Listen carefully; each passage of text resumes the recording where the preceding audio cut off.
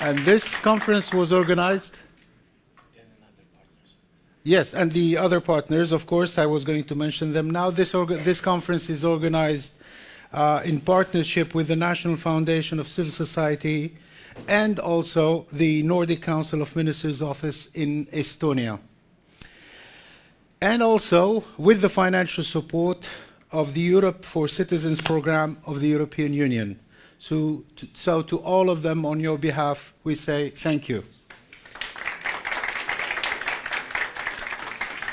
This conference is in fact part of a series of activities which focuses on a variety of issues with great relevance to Europe as it tries to grasp the fundamental components of the new international situation and anticipate the impact this emerging order will have on its own future and long-term interests. The issue of refugees is part of this effort, as the phenomena has gained in magnitude and scope, and has become a social issue in most European countries, and a subject of debate, and unfortunately also sometimes a matter of discord within communities.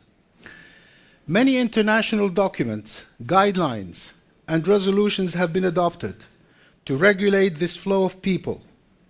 Many initiatives have also been launched to tackle the issue at its roots, with various development programs and financial support directed to the countries of origin in an attempt to improve the living conditions of the local population and dampen the lure of migration.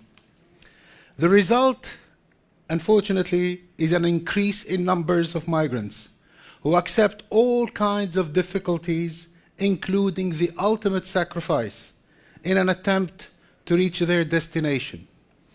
Climate refugees, economic refugees, security refugees, and many others have become part of the political scene, and their situation a subject of heated debates, as we have seen in many European elections, particularly the French one most recently. Faced with the challenge and being one of the main destinations targeted by migrants and asylum seekers, Europe is trying to charter a common course for itself as a union and for its member states to rekindle the flame of solidarity and mutual support, or, as some would phrase it, burden sharing. Whether it is the new Pact on Migration and Asylum or the recent project of guidelines to facilitate the arrival into Europe of competences and talents, the discussions and the debates are underway and will be difficult, certainly, and tenuous. In this conference, we will try to give answers to the questions many communities are asking, many refugees and asylum seekers are confronted with as they enter a space, as they enter a space they are not familiar with, a new set of laws and regulations they ignore, a society with different references, different culture, and different vision of the world altogether. As you can see, the subject is very vast, intricate, and delicate as it deals with human beings. It requires a clear understanding of the proposed way forward. For all of these reasons, we thought the best introduction would be from the European Commission itself. And I have the pleasure to call on Ms. Vivian Lunella, Head of the European Commission representation in Estonia, to give the opening speech and set the stage for our discussions. Ms. Vivian. Thank you very much, Ambassador. And good morning. Very glad to welcome you here in Tallinn. Sorry about the weather. I think it must be very cold comparing to Varna, where you come from now, right? But that's the way life is here. I'm very glad to be here this morning to be talking to you about the theme of your conference is inclusive and sustainable Europe.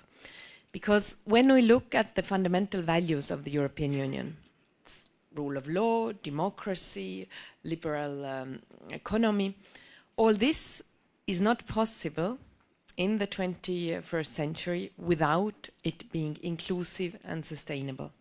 And this is what has been really guiding the work of the European Commission over the past years. But I want to speak to you now what we're doing now during the course of this mandate of the Commission for the past 2 years.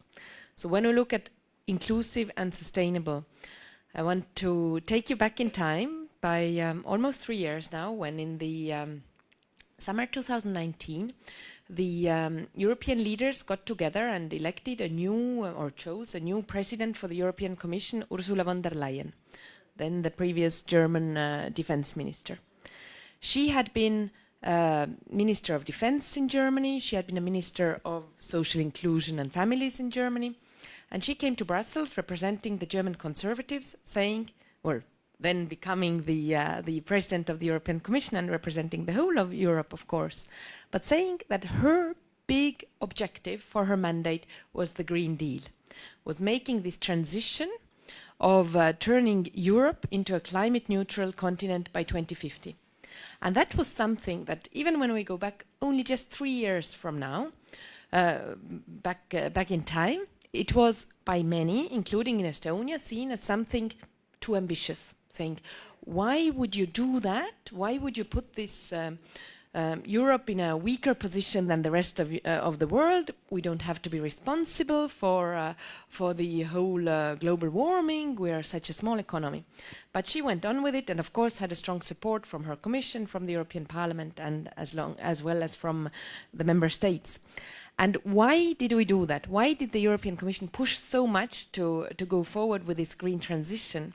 Is exactly this, that if we want, and this is what we want, of course, to continue living a life which is still similar to what we're having, we have to change everything. We cannot accept in the current moment that we don't do anything about climate change and we just carry on. That's excluded. This possibility does not exist anymore. And by taking the initiative in Europe, that means that we can also shape the way we take forward this green transition, just as Estonia, for example, when you look back 20 years ago, Estonia is still a very small country, but in the year 2000 decided we will go digital. We will go fully digital, and I'm sure you'll hear about it during your time here in Tallinn. And that was again something nobody had ever done before, but for a small country of just a little bit more than 1 million people, population, it's not only about the money in the European Union, it's about the people. Then that has brought not only tremendous, it's good for the state budget by the costs you cut by going digital, but it has also created a full ecosystem of startups, of unicorns, of new business models, and it has given Estonia a state image which most other Eastern European countries don't have. So in a way, of course, Estonia is very small, the European Union is huge compared to that, but in a way this green transition is very similar. If you take the initiative, you go forward, you can shape the rules, you can influence the way much bigger economies afterwards do the green transition. And this is something that now, when we look back at where we are in 22, you have more than almost 70% of the world economies have said, yes, we go also along with this green transition by 2050. So that shows, of course, that we're working on making sure Europe is sustainable, but it also adds that by the sustainability, we feed into the inclusiveness. All our work with the third countries is also about how do we help them make this green transition. And then, of course, you always have big plans, and then the reality happens. So you had the Green Deal. It started out well. 3 months afterwards, Corona started. And the whole work on Corona in the European Union was about inclusiveness, was about how do we make sure, first of all, that we get first it was the, the protective gear, but that we passed that point. But then for the vaccines, the European Union has been pushing hard to make sure that we have the vaccines available for the whole of the world. It's a very inclusive approach. It's about, yes, the EU has been the area in the world which has been producing a lot of vaccines, but also has been exporting tremendously. It's billions of doses that have been sent to countries around the world to make sure that that everybody gets a chance to get this vaccination, to get out of this disease. Because the belief, again, very much like with the green transition, is there's no point of doing this alone. It's not just us. There is, and this is exactly what we've seen, of course, over the past 2 years with the corona, that there is the borders really don't matter in that case. When we look at around the globe, you've had countries which didn't have the epidemic or pandemics for 2 years, then they're in it now. You had New Zealand who prevented it for years, then had it still. So this is something where, again, this inclusive approach of the European Union has been very much to make sure that not only do we take care of our own citizens, but we also make sure that the world citizens have the possibility to get the vaccines and have the possibility, therefore, to get out of this disease. So these have been the two main topics that have been at the center of the agenda of the European Union for the past 3 years. The green transition and the corona crisis. And then, of course, now here we are in May 22, and we have again war in Europe. And that's something which is awful, it's dramatic, but we've had more than 5 million people fleeing the war who have entered the European Union. Estonia itself has welcomed more than 2% of our population, people here, making everything to assure that they're welcome, that they're integrated. And I think this also puts a very different debate on the whole migration pact, which the ambassador referred to already. That in a way, the way we discuss migration is something that is changing also in the European Union, and that's certainly something which leads again to a more to more solidarity, basically. That's the word for it. And right now, what the European Union is doing is, of course, doing everything we can to help Ukraine. This means, first of all, weapons. We need to provide weapons to Ukraine, because just as the Ukrainian foreign minister says that if Russia stops the war, there is no longer a war. If Ukraine stops the war, there is no longer Ukraine. And this has been sort of the driving force, what we're doing. We're welcoming the war, the people fleeing the war in the European Union. And of course, we are also working already, we are working just as well on the sanctions on Russia to make sure that we make it as hard and as impossible for them as possible to wage this war. But on the other hand, also looking already what are the ways to build Ukraine back better after the war. So this, I think, gives you a quick tour of where we are in the European Union. All those topics are there, of course, to feed into the what you are doing about active citizens. All this that is being pushed at the European level wouldn't happen without the active involvement of the citizens. And this is why I really thank you for your engagement in this debate. It's very, very important to have I think, the people also expressing their views and pushing forward and pushing your politicians in working harder, be it the green transition, be it peace in general, be it working on how to make our social systems more resilient. So I think that's very important. And finally, I want to tell you that on Monday, it will be the 9th of May, which in Europe we celebrate as Europe Day. And just to think back where it came from, it's from 1950, when the then French Foreign Minister, Robert Schuman, came up with this idea of his declaration of creating a European coal and steel association, society, something, union. And this by now seems, of course, now we speak about the green transition, steel and coal, how old-fashioned. But what was the idea behind it? The idea behind it was that we were then, in 1950, 5 years after the bloodiest war in Europe. And the idea of Robert Schuman, which we are celebrating on the 9th of May, was that if you bind the countries together through economic terms, they won't anymore wage war against each other. And this is what we've seen. We've seen the European countries, when we look at the countries within the European Union, they are so interconnected. We have the common market, we have the common space to travel, we have the common money, and there is no way war would come back here. Unfortunately, we have it now at our borders, and we're doing everything to stop it. But thank you so much, and I wish you a very fruitful day ahead here in Tallinn, and I hope you'll get to also enjoy it a little bit. Thank you.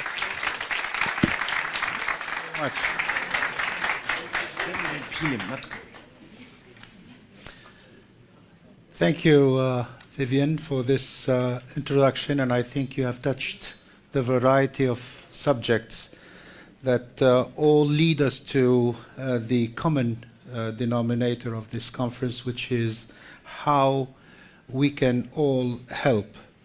You mentioned two things that I would like to highlight here. First of all, that when you were talking about the pandemic, the conclusion was that no one can do it alone.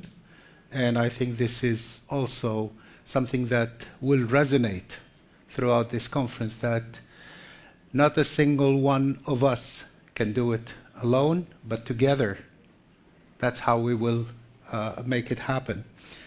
The second thing you mentioned, the concept of linking the world or the countries, particularly Europe, from an economic point of view, and that will lead to the cessation of hostilities and wars.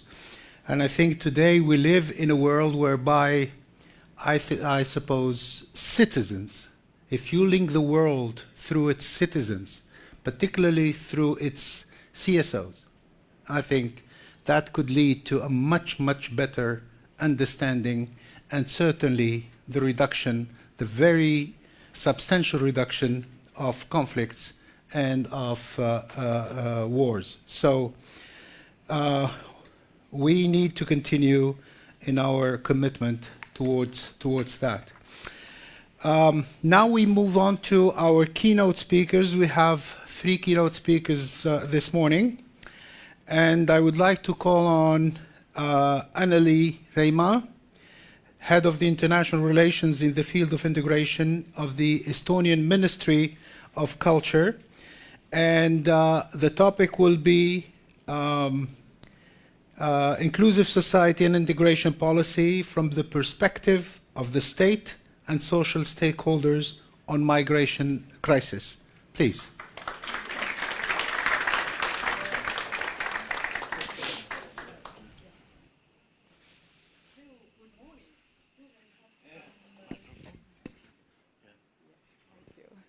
Hello, good morning.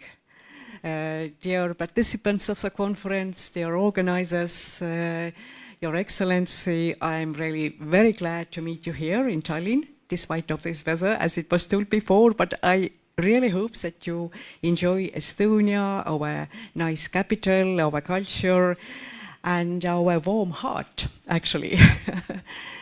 It's really a very good possibility here today to talk about a little bit more about the Estonian integration policy.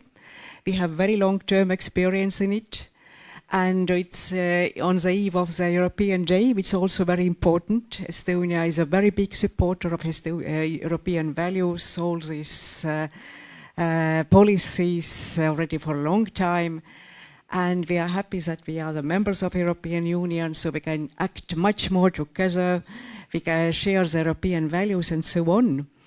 Estonia, as it was on the map, and is in the map, is like a small corner of Europe, but actually we are a small nation, but we are trying to do everything best we can. As you know, Estonia is e-Estonia. Electronical and digital skills are very, very important in our country, and it helps us make us bigger as we are. So, now, where I have to... it doesn't work.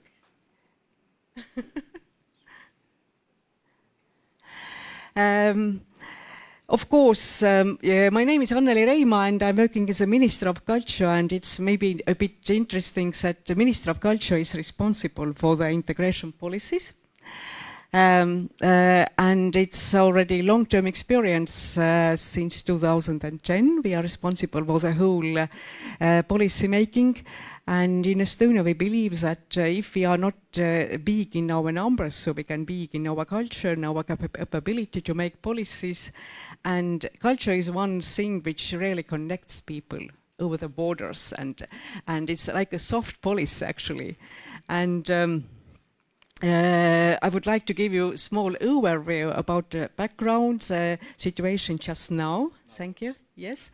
And talk about our new integration development plan, and also show you some experiences and good practice which we have done during last 30 years in integration policy.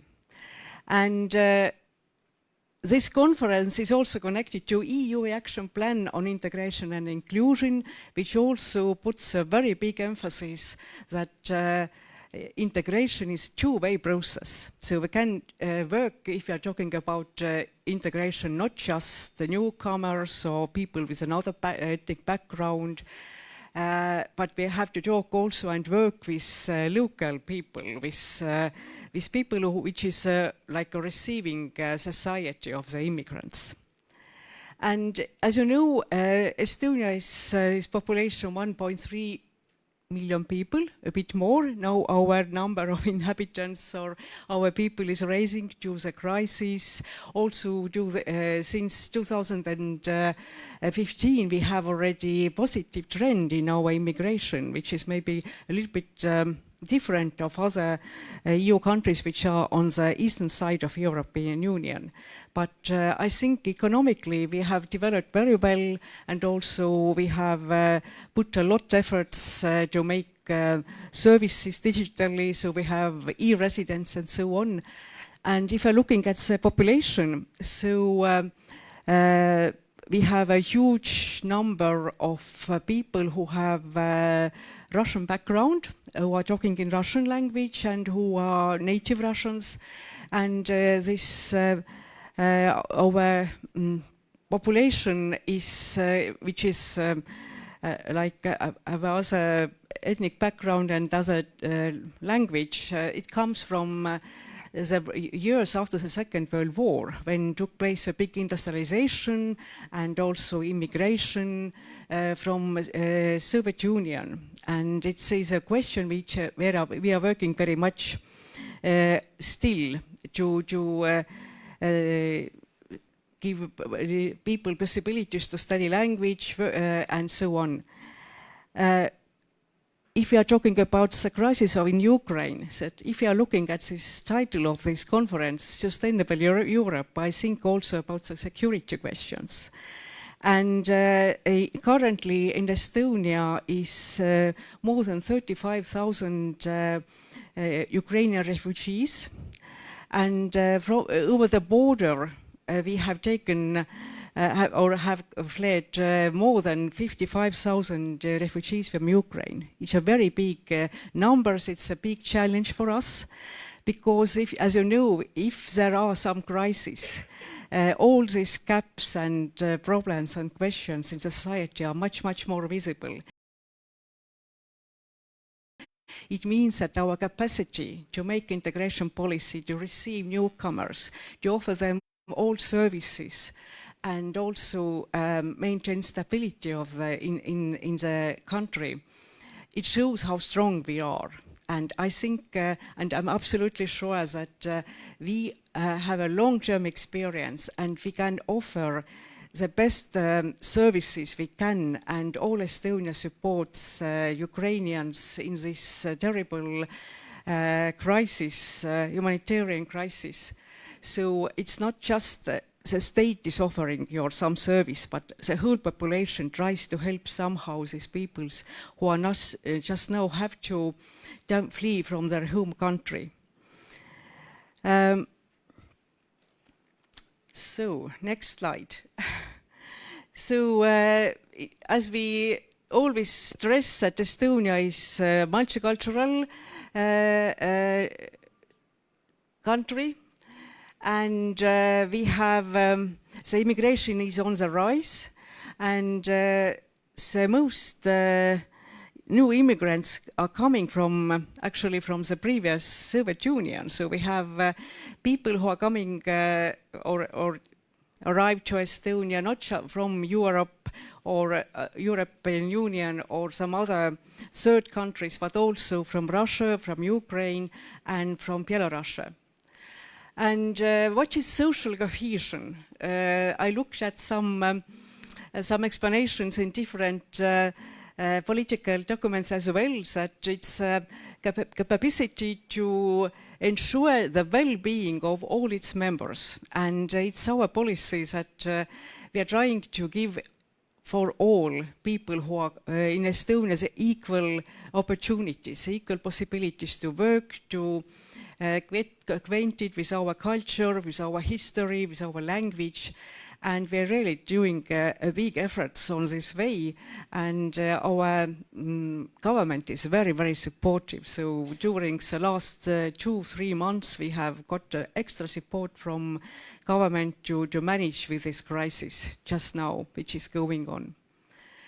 And our integration policy started after the re-independence of Estonia already in the early 90s. So we have just now already the 4th integration program in Estonia. The first one was launched year 2000. Preparations were made much earlier.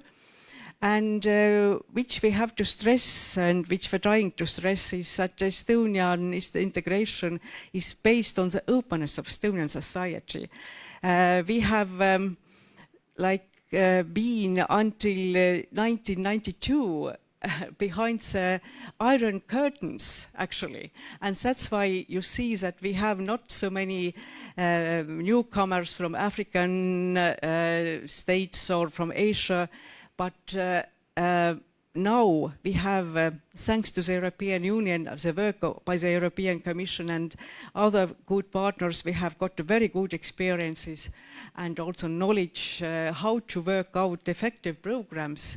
For example, language immersion programs from different countries, also how to work with Roma community.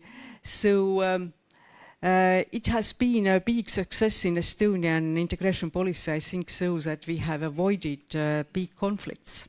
And security question is also a very important part, I stress it once again, in integration policy. And which is also makes this field a bit difficult, that it's very horizontal.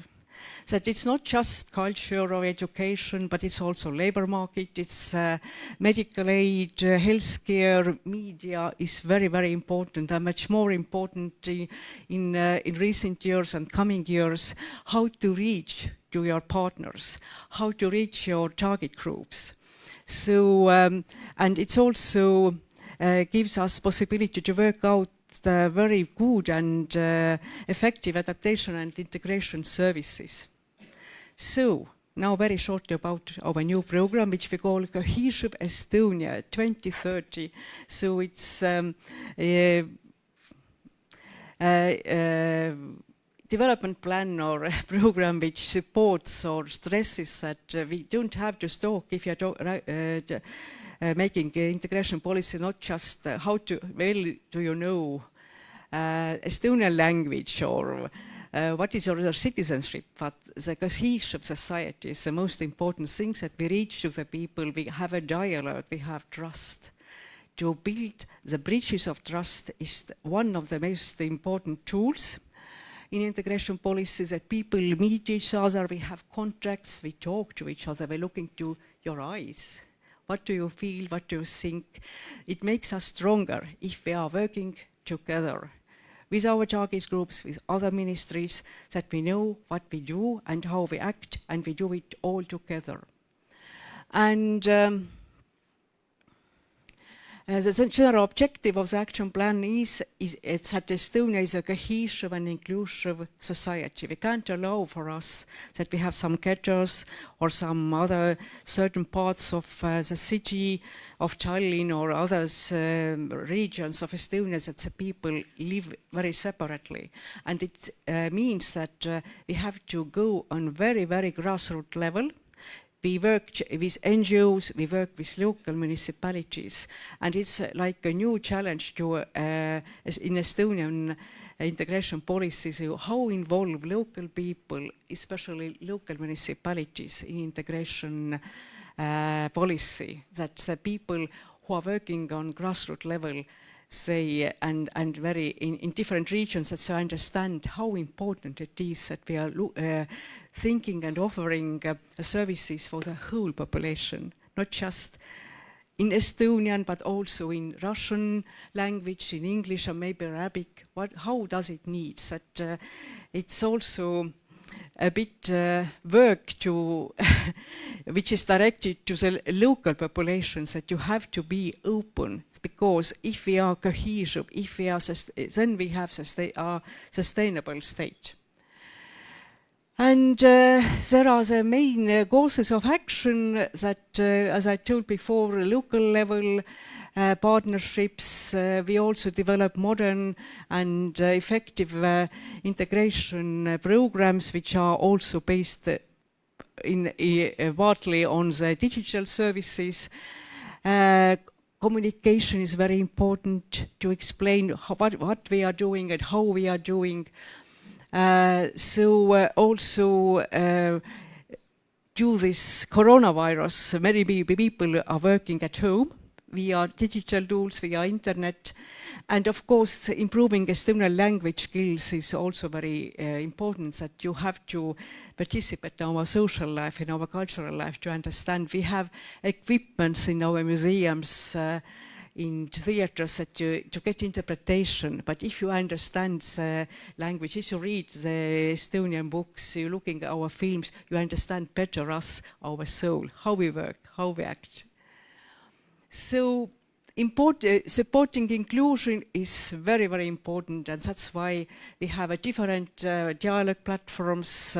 We are supporting cultural events in regions. For example, in Narva region, a lot of people who have a Russian background, that people can meet each other. They can look the same performances, the same concerts. And we also picking up good talents, maybe singers, actors, which are recognized, which are very appreciated from the Estonians. And we are really happy, for example, that we have the Eurovision contest very, very soon, that the representative of Estonia has Armenian roots. So everyone loves him. So it means that really the cultural or multicultural space in Estonia, it gives us new talents, new challenges, and as well very, very happy moments that we are acting all together. And as it was told before, that out-of-box solutions are sometimes very, very effective. And for example, if we had coronavirus 2 years ago, so was a question how we can make language courses, for example. We can't gather in the classroom. And then came new solutions. For example, many people voluntarily joined language courses like mentors.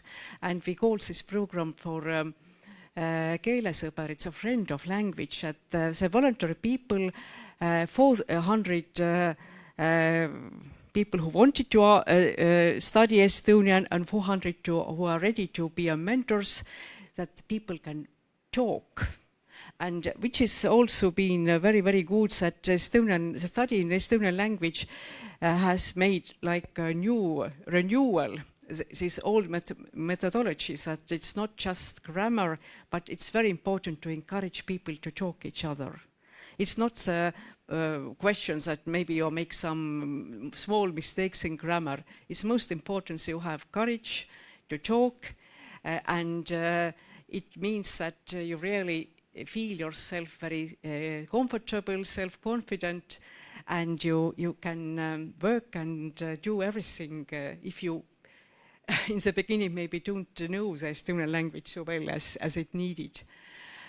We have adaptation programs and consulting.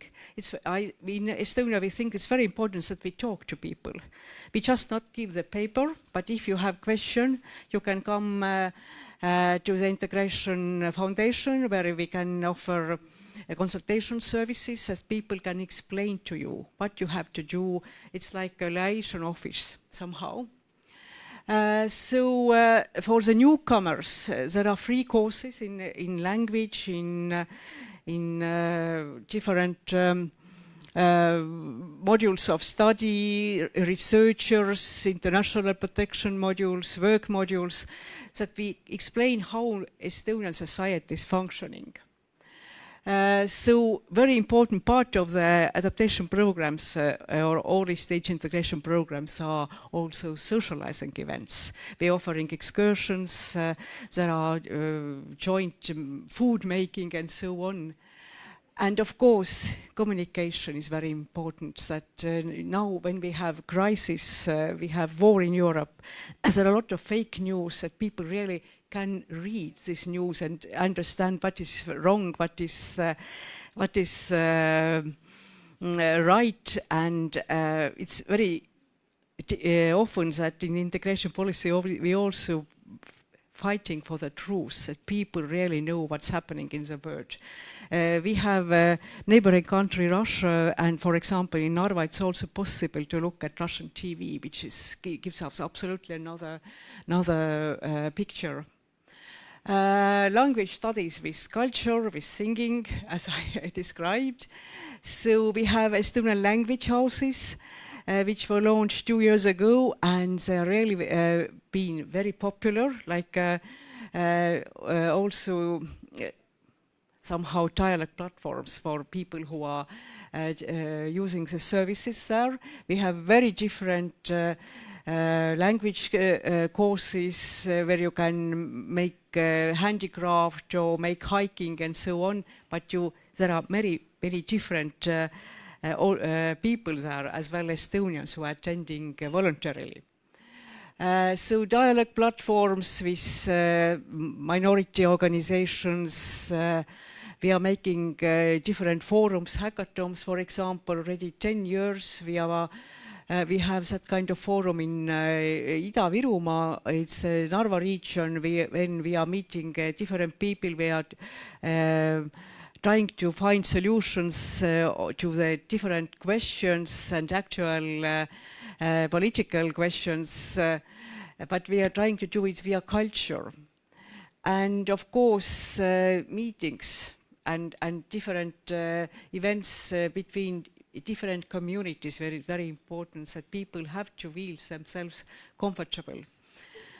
In our countries, that you know, how Estonian families are living, what is our main values and so on. So, which is maybe different from other countries which I have met or my colleagues in European Union, that we are supporting also cultural diversity a lot, that we have state programs which are giving financial support to different umbrella organizations which are working on the ethnic minority groups. It's very important that these people, Ukrainians, Belarusians, Armenians, Georgians who are living in Estonia, that their culture is also visible. We can visit their festivals, listen to their language, and we also support Sunday schools, that these people who have lived in Estonia for a long time, they don't forget what is your mother tongue, what is your homeland. And so it doesn't work again. So I think my time is over, so it doesn't work anymore. Actually, I would like to tell that I think in Estonia we have very much to share to you, including which goes integration policy. And we are really very happy if we can get some good experiences abroad. And we always we tell that we can't adopt everything very directly, but we are all this experiences, all this knowledge, and also good advices we are looking through and adapting to our local conditions, but because every country has their own history, their own consistent of ethnic groups, population, we have to look everything through the local prisma and take over the best part of the European experience to create cohesive society here on the shore of Baltic Sea. Thank you very much for your kind attention. And welcome to Estonia again. Thank you very much. It was really very good. Thank you.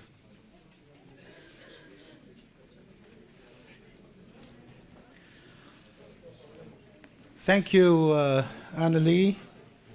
And I hope that the cohesive Estonia 2030 development plan is available online, so we can access it and read more about it.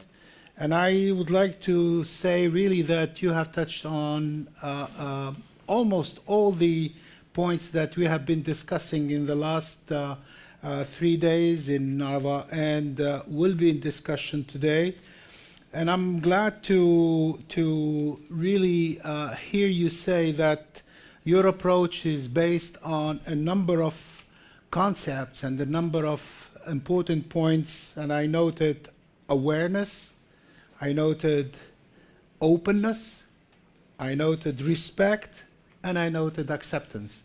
And I think these are really the guiding lines that we all need to bear in mind when we move forward. You talked about communication and the importance of connecting communities, and I think that is key.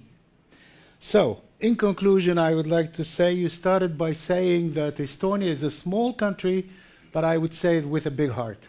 So thank you.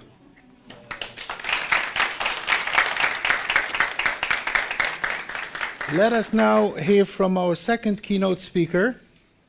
And I would like to call on Sara Pelander, Director of Migration Institute of Finland. And now we're going to have the perspective from Finland.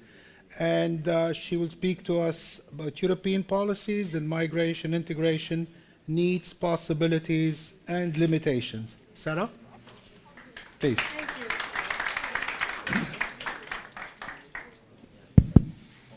Thank you very much. Very nice to meet you, everyone. I'm Sara Pelander. I'm very glad to be here. Thank you again for the invitation. And actually, I'm going to talk a bit about different things than is in the original program. Now, there you have a changed title. And actually, I'm also going to talk about a bit different stuff than it's in this title.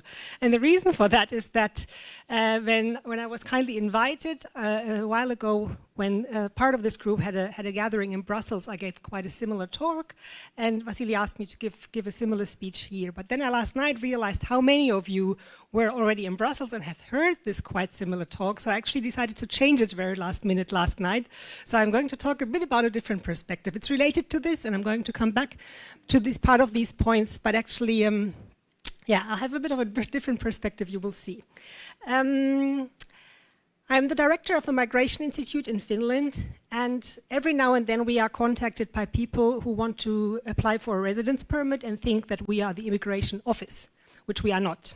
So in case you are making the same confusion, I'm just very shortly for 1 minute presenting what the Migration Institute in Finland is. So we are a foundation, a research institute, and we study the interaction between migration and the society overall. We also produce and gather data and material about migration. We have an archive, we have a library, and we actively participate in societal debates that is related to migration. We are very often asked by different ministries to comment on proposals for different bills, and we are actively participating in migration debates in the media and popularizing scientific findings. So it's not only academic research, but very much also about outreach, about trying to make a difference, about trying to improve the way migration is dealt with, that it's based on knowledge-based or research-based knowledge, basically.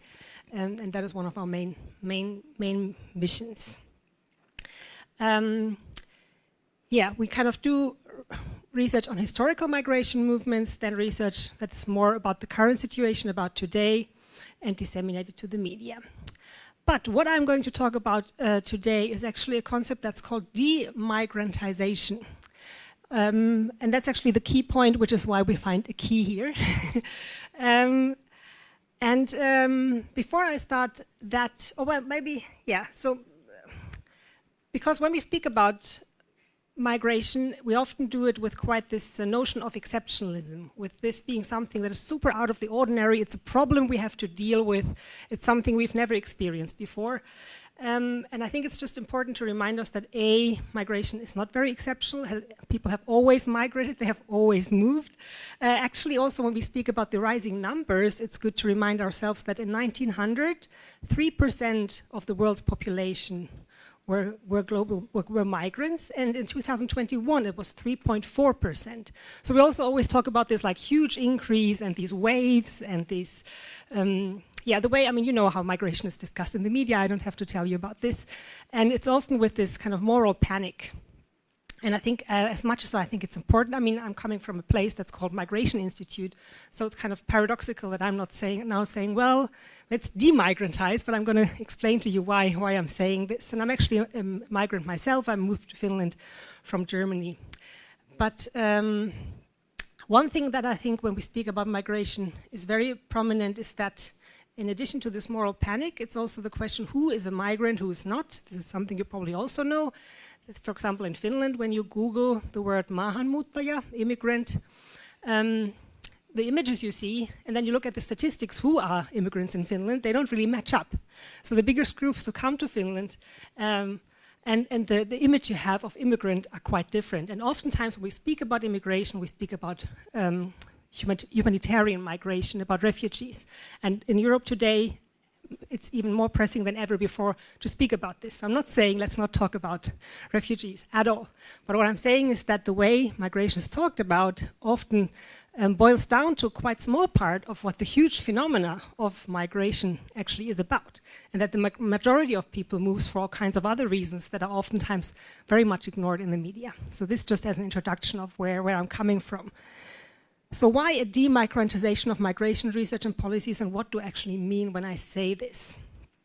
So I'm going to, in this talk, shortly talk about what I mean, why I think this should be done, and not me, but this is developed by other scholars, and how.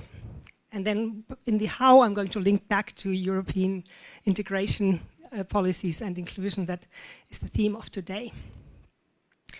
So Janine Dahinten, in an article of hers, has written about this call to demigrantize migration. Well, in her case, it was migration research, but I would argue this can also be extended to how we talk about policies, integration, two-way integration. And her call is to move away from treating the migrant population as the main unit of analysis and investigation, and instead we should direct our focus to the whole population, which obviously then includes migrants. And speaking about inclusion in Europe today towards inclusive and sustainable Europe, understanding Europe as a whole, where migrants are part of and not an exceptional, strange thing that we somehow have to deal with, is connected to this. So why? Why should we demigrantize when we speak about migration in research and scholarship, and I would even argue in policy making? So one is related to what I said before, this de-exceptionalization. So if we treat it as something that's really exceptional, it also calls for quite exceptional policies, and as we know, in many cases, for quite strict policies. And treating something as an exception then makes it, of course, also okay to have all kinds of quite exceptional ways of dealing with it.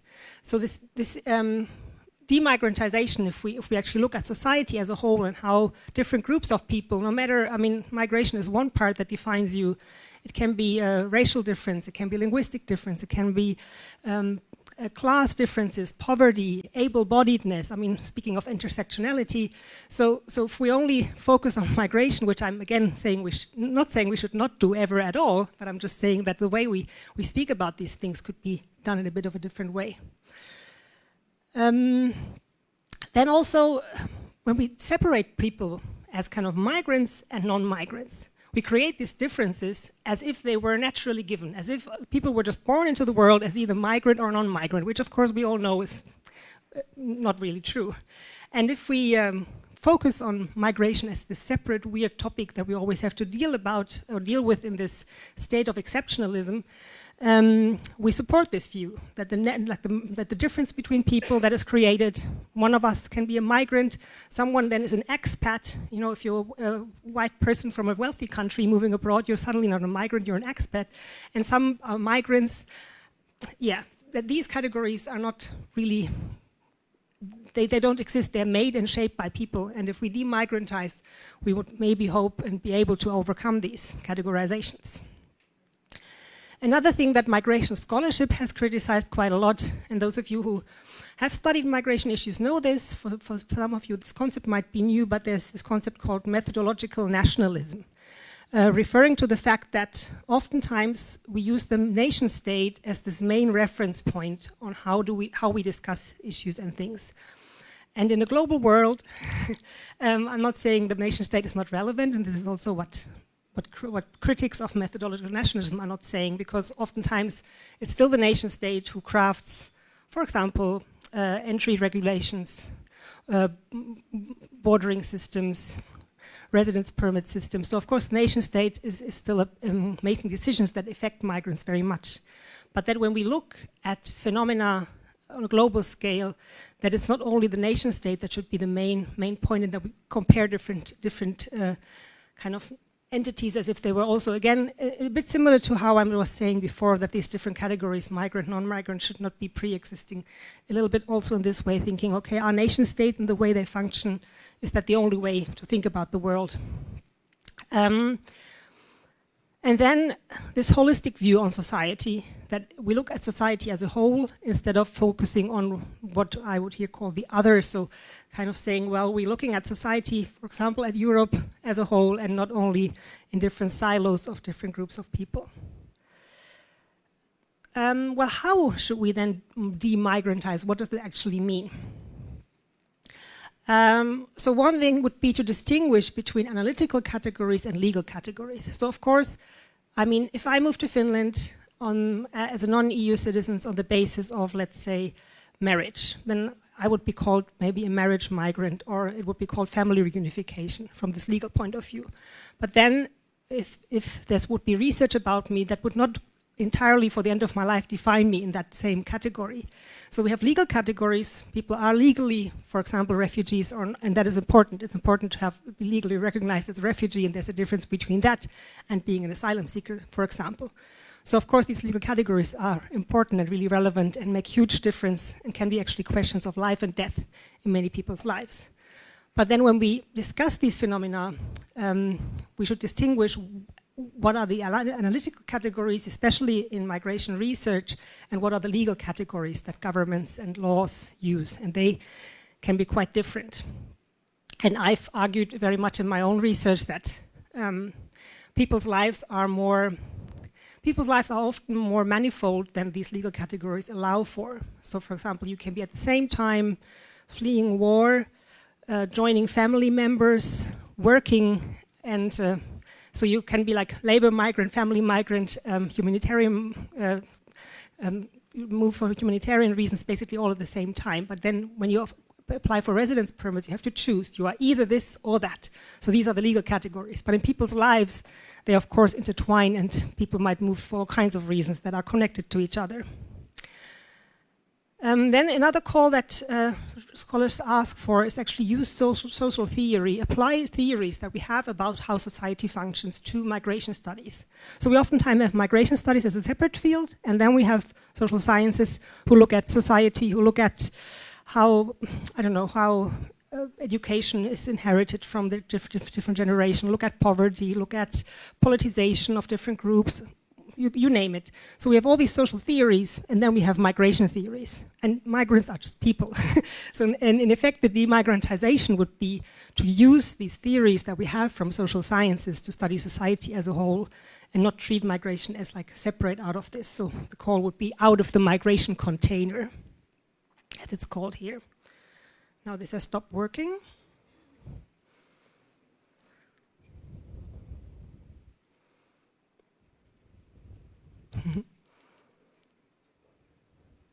Can I use the computer? Thank you. Can I put it up there, or should I come here? Can I stand here? All right. I'll just quickly switch positions. Sorry for that. Okay. Yeah, and now we're getting back to integration and inclusion. So we've heard before from the really interesting talk about integration policies in Estonia. Thank you again for this great presentation. That integration policies rest on this understanding of two-way integration. And it's the same in Finland. It's the same, at least the way that integration is discussed on the European level in many places, luckily. So that we are getting away from the notion that integration is something that only applies to those who come somewhere from elsewhere, but it's something, and that's why I would argue that this call that we have had in migration literature and migration studies to demigrantize migration research, that this very much links to this understanding of two-way integration, this understanding that instead of focusing on those who move, we should focus on the whole society. What I said already in my talk in Brussels, and I will repeat it here, I would argue that even though that in most immigration policies and immigration legislations and integration programs, for example, we find the word inclusion much more than before. Before we only talked about integration. Luckily, we are moving towards speaking of inclusion, which I very much welcome. We are also speaking very much of two-way integration. What I'm still a bit critical of, and you can convince me of the opposite, I would argue that most funding for programs still goes into not changing the society as a whole, but it still goes into improving those who arrive. And of course, again, I'm not saying we should stop language courses or things like that. I'm just saying that if we really, really take two-way integration seriously, that would actually mean like tackling issues like structural racism. And that might also include talking about things that might be quite uncomfortable, because if we have to look at our societies and how they can be more welcoming, we also have to speak about, you know, white privilege and things connected to that, for example. And these are not always very nice and comfortable discussions. It's much nicer to celebrate diversity in a positive way, which is also important to do. But at the same time, if you really want to take two-way integration seriously, we have to study society as a whole. And there I would argue that the theory that is now evolving, where this concept is much more prominent than it used to be, and the practice, what happens on the ground, what happens when someone comes to the employment office or to the social office or wherever you start your integration program, when you arrive there and how you are treated, I doubt that anyone arrives there and people are saying, okay, let's now go and change Finnish society to be more inclusive, but they arrive there and are saying, you have to learn our way of life. So I think there, the theory and the practice, there's still some way to go to improve that. And this is the one slide that I'm repeating from my talk in Brussels. So I think one thing that would help to go forward with this would to critically self-evaluate and reflect on these policies and programs that we have related to integration policies and migration policies. So who do we hear? Who do we listen to? Who are the experts? Are the experts people who were born and raised in that country and have no experience of migration whatsoever? Or is the knowledge that we listen to the knowledge by people who have actually moved and know what it's like to go and settle elsewhere? Whose interests is served when we do these policies, when we do these changes? Is it like, yeah, whose life is improved and who is helped by these? For example, in this project I'm now working for, it's called Mobile Futures, related to two-way integration in Finland. And there we apply a method that we call the Living Lab method. So that means that all research that we do, we talk to different interest groups, we talk to different stakeholders, we talk to migrant groups and advocates to discuss these processes all the time, not only at the beginning and at the end, but while we are doing and implementing and critically re-evaluating. And I think this is something that should be done much more, both in policy and research. Yes, thank you very much.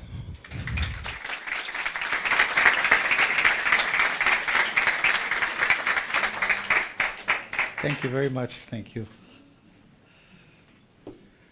Okay, that was really indeed a total new perspective, very refreshing. And I think it's also another item that we can include in our discussions.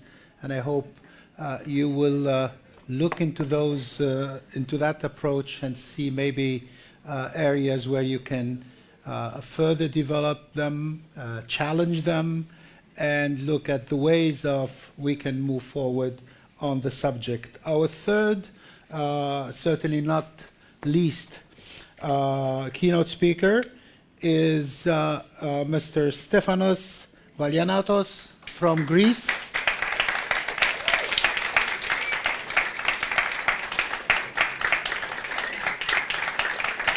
A very popular man.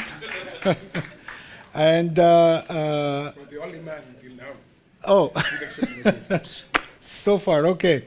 So Stefanos will speak to us of the role of civil society organization in ensuring the integration of migrants and refugees European Union.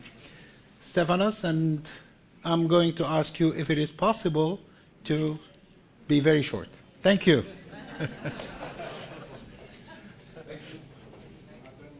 thank you, Vasily, for putting me at the end of this sports and therefore putting me in a very difficult position how to follow up those incredible presentations. So I have to improvise a little bit. So what can we do here? Anyway, so let's see. When you see the title of my presentation, you see I would divide it in two different entities and see how do they fit in, and maybe that makes a bit.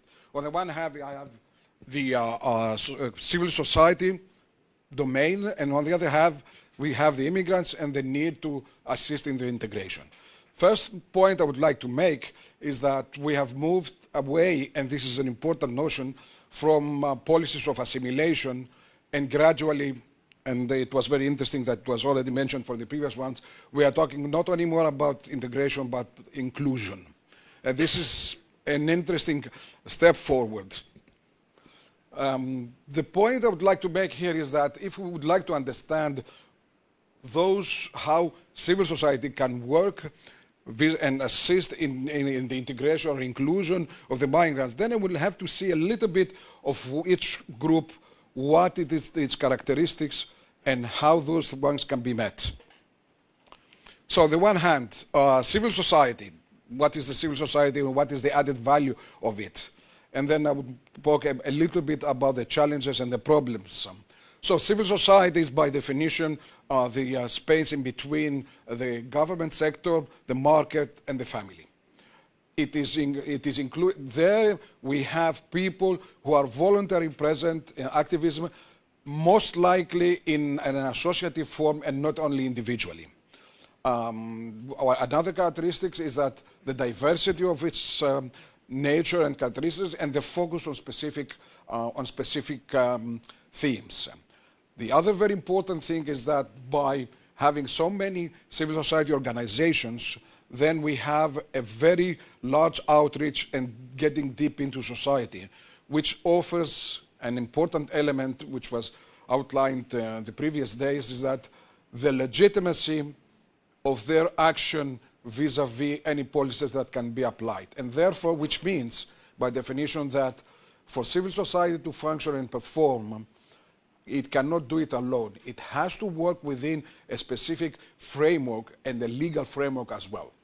I'm mentioning this one because I will take an example of a problem which, at least coming back from Greece, we have experienced. And this is that, whether we like it or not, the state, as it's expressed, it has to address all its inhabitants, including the immigrants or the travelers or the expatriates, but also the citizens of them. What's the point of allowing a migration policy to receive when you cannot really make sure that they are sustainable? They cannot have jobs. They cannot be living. They cannot offer them a living condition, living standards similar to the ones that the citizens of this country employed. So in that respect, whether we like it or not, there is a framework that helps.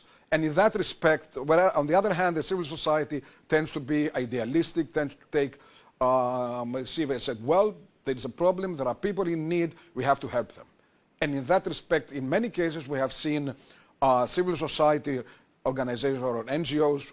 I make a distinction between NGOs and civil society, if you like, we'll come back to that, found themselves in trouble in terms of their law because they were considered that contributing to trafficking. I'm not saying that they were, but the eagerness to assist those who find themselves in the Aegean Sea put them outside the limits of the law. So this is an essential thing. But again, civil society function among states, but within the state domain. So therefore, the diversity within Europe among the countries is matched also with the diversity among civil society and the state of their development. So those are the things that we'll have to consider. Let's go to the immigrants. And the refugees, it's a little bit different. Well, once they come from someone else for different reasons. And this is essential to understand. Some of them come for economic reasons, some of them come for political reasons, some of them come for other reasons. And this is it. Once they come here, they carry with them their own perception of what the state is, what the society is, and so on and so forth. And this means, just to cut a long story short, is that while we've seen those policies, do you honestly believe that someone who comes from entity where their human rights are being abused, they have been persecuted, that he trusts the state? You need an intermediary. And this is the role of civil society. This is one of the things it can make. It's probably not saying what to do, but how to do it. How can we cut across, how we open up, how we are the ones who work with them. And in order to do that, some of the elements that we have seen, and one of the tools that is it looks to have evolved and become very important, very useful, is intercultural dialogue.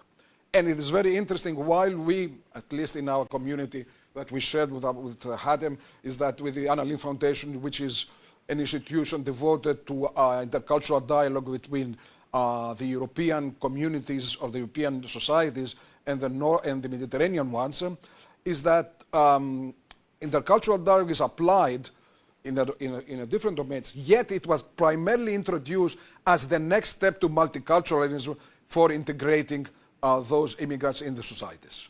And why is that? Why multiculturalism seems to be a more static, recognizing different communities and their rights to exist. This is something that already mentioned here, again, is that intercultural dialogue does not see differences in terms of their interaction.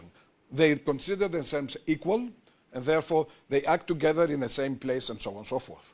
Now, again, if we see the immigrants in, let's say, in a weaker position, what are the things that civil society can offer? And this is, for the sake of argument, advocacy. This is the same of the things that, as I've said, with translation.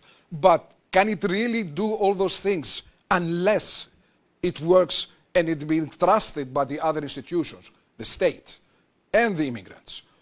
In many cases, the immigrants community choose to be isolated or located out of fear, out of tradition, out of misunderstanding of the other culture. So therefore, the need to interpret one culture to the other is essential. And this is where intercultural dialogue comes in, and it's not something that can be practiced immediately. The fact that we are Greeks and the others are Sudanese, and we are open and we have read 2 books about Sudan and vice versa, does not make us capable of performing this role. It needs what we call intercultural competences, it needs a certain education and a process that would allow it to come. And primarily it needs, which is essential, a common set of values.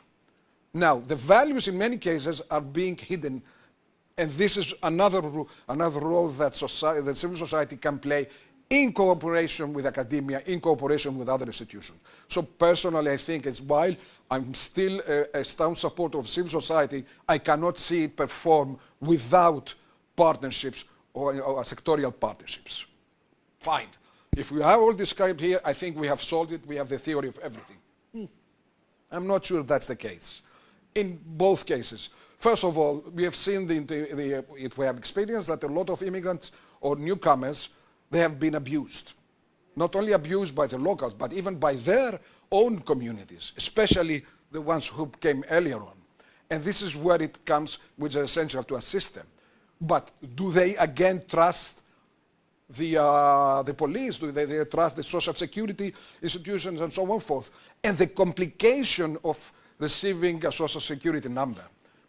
A good example, on the other hand, and then we have also the division between what is called the legal framework, as was mentioned earlier on, legal and illegal migrants.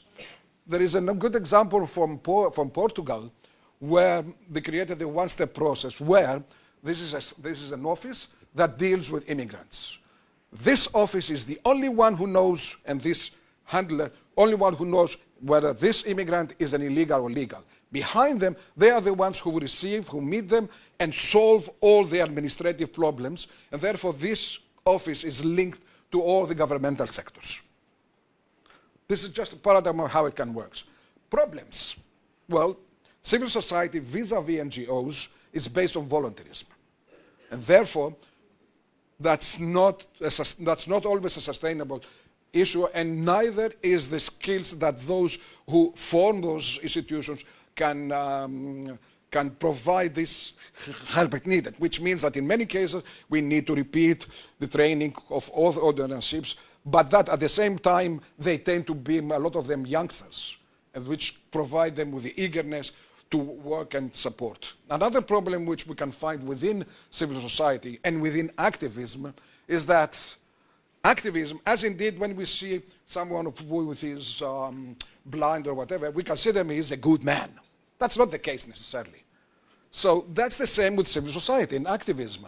We have the emergence of uncivil societies, we have the emergence of conservative civil society whose values and whose approach are completely different, who work together with states who are nationalist, who are religious oriented, and therefore there is an issue of what those are the institutions that would not support the idea of integrating or even receiving immigrants, and so on and so forth.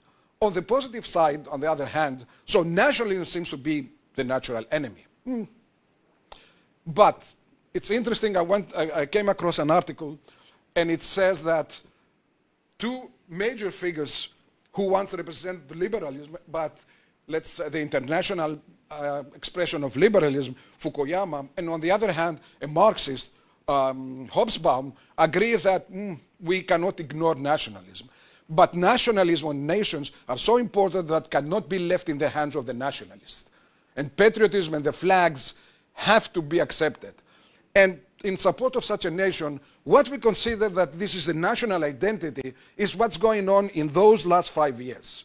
Now, in the long run, the second, third generation of immigrants are integrated, and that there is a dynamic nature of the identity which evolves. This interaction would create in 200 years' time a completely different framework of nationalism, of the specific nationalism that is considered in each nation and include. After all, what we have considered as the Greek culture, the Polish culture, is the result of years, of centuries of a process of fusion between different elements. I think I will stop here, and if anyone would like to ask or contribute to the discussion, I think we are welcome to do that.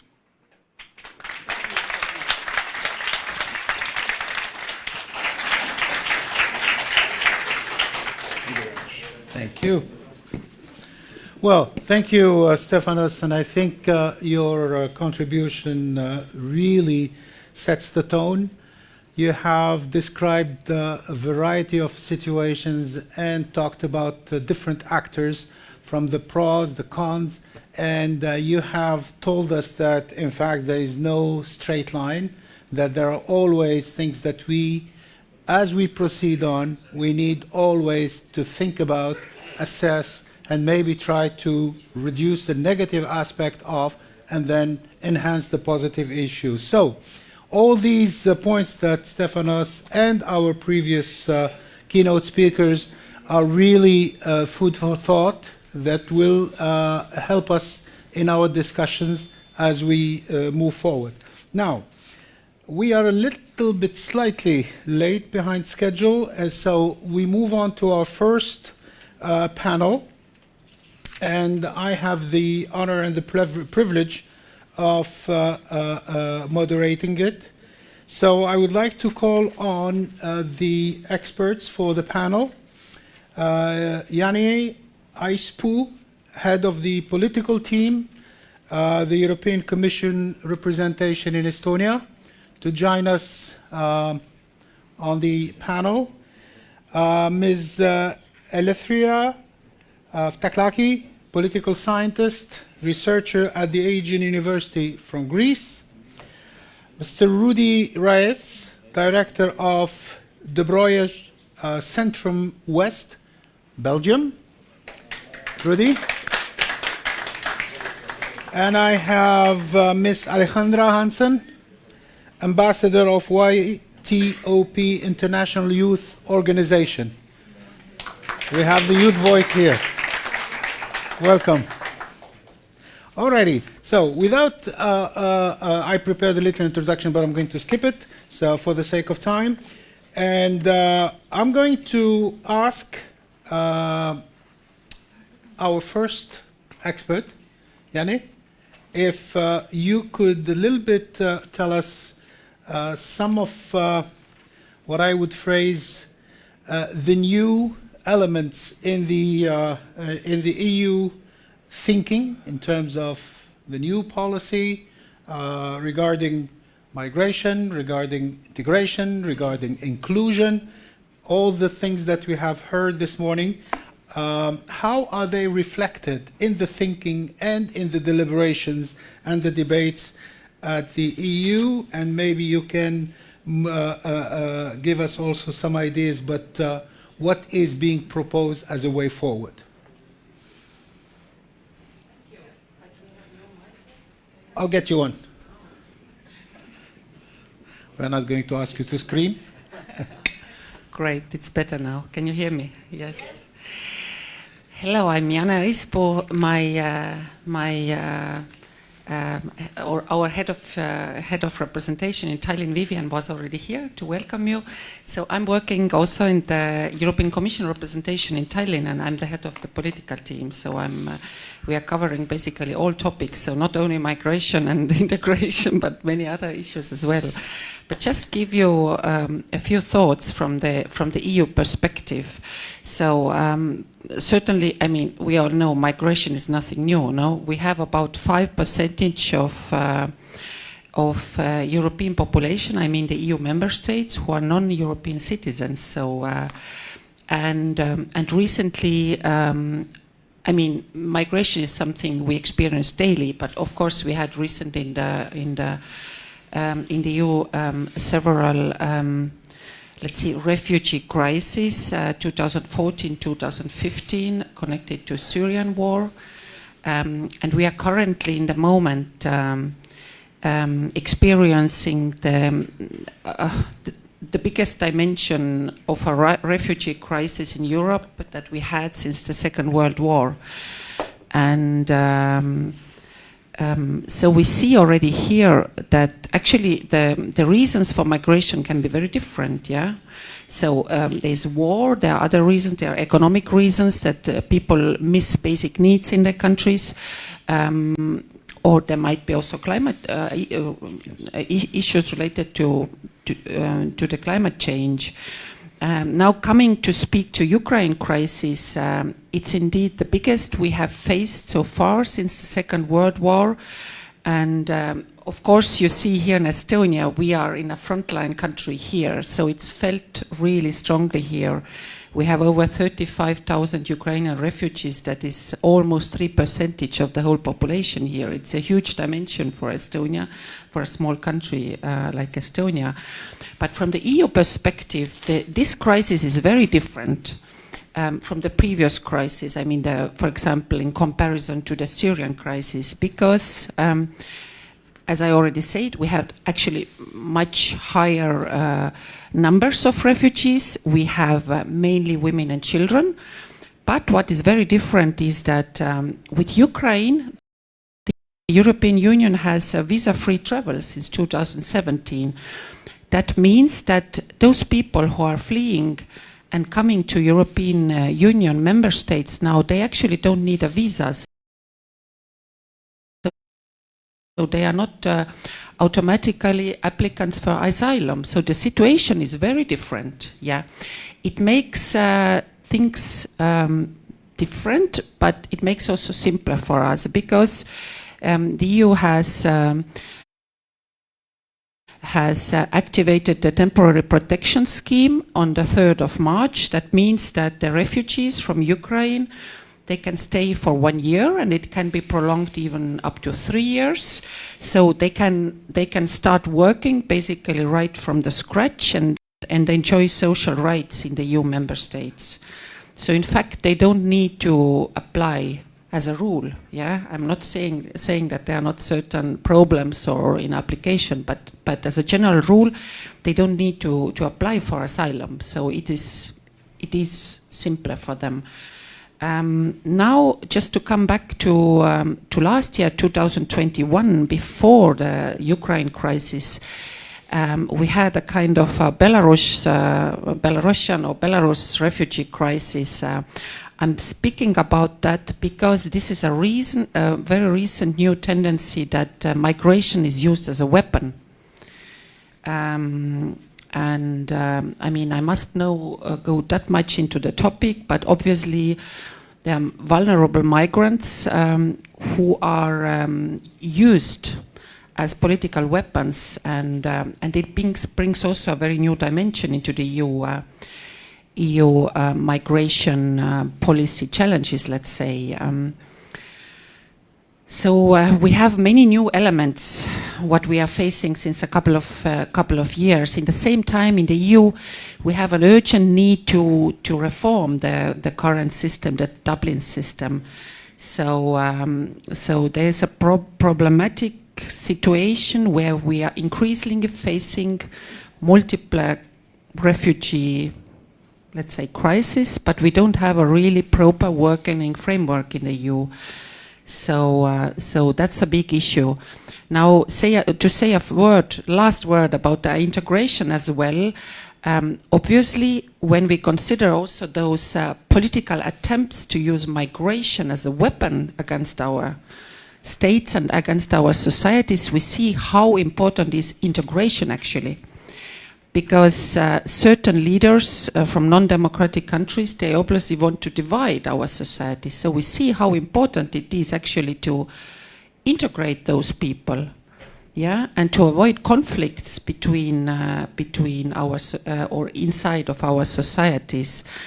And maybe I will not go into details of like the recent action plan on integration and on inclusion, what the Commission proposed recently, but just I wanted to highlight those new aspects where we need some urgent action on the political level in the EU, but where still we have facing major disagreements between the member states. Thank you very much. Thank you.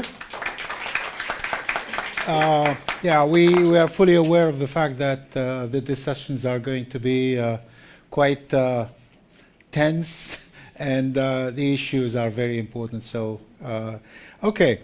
All right. Now, I'm going to ask Ms. Eleftheriou Teklaki to, you have something to Thank you. Yeah, I show have on? this very short presentation, but someone has to help me to be connected. I have no idea, but maybe no, I have no idea. Someone has to change. Can you help us with this, please? Okay. Thank you. Well, good morning. Thank you, Mr. Ambassador. I heard very interesting things. My name is Eleftheriou Teklaki. I'm a doctor in European Studies and International Relations and postdoctoral graduate at the Aegean University, and a lecturer at the same university. I'll try to give another point of view. Yes, great. Thank you very much.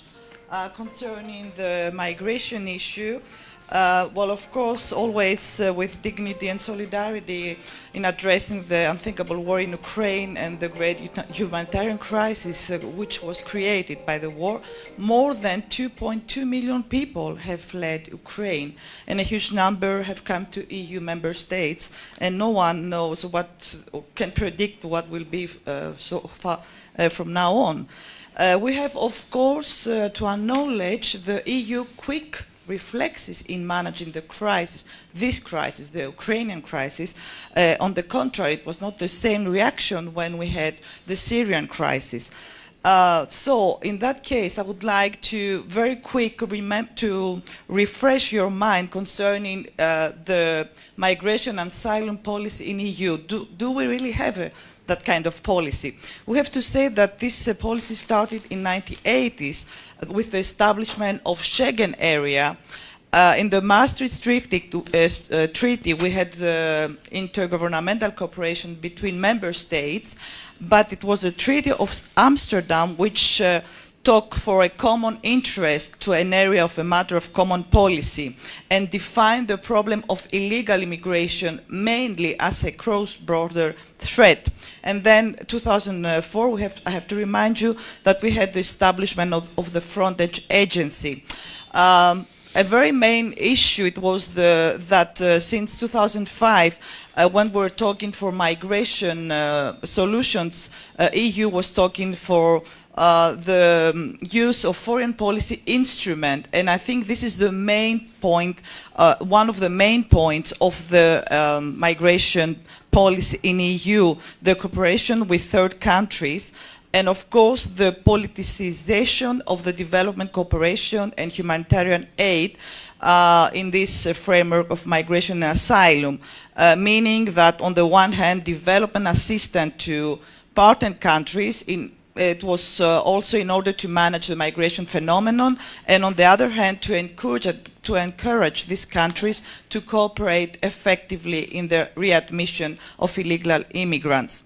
Well, unfortunately, with the Syrian crisis, we saw another phase of EU, where the European strategy has been characterized by defensive and deterrent instruments aimed at the repeal migratory inflows. This combating illegal migration to the common security and defense policy was, of course, let's say, a reaction in all this widespread outbreak of illegal migration in the Mediterranean. But of course, it was really, we face, of course, let's say, actions that they don't really are on the same level with the communitary acquis. So the Commission points out that all these short-term and aggressive measures are not able to solve the problems of European migration policy. So then we had this transformation of its strategy from deterrence to containment, the threat of illegal migration.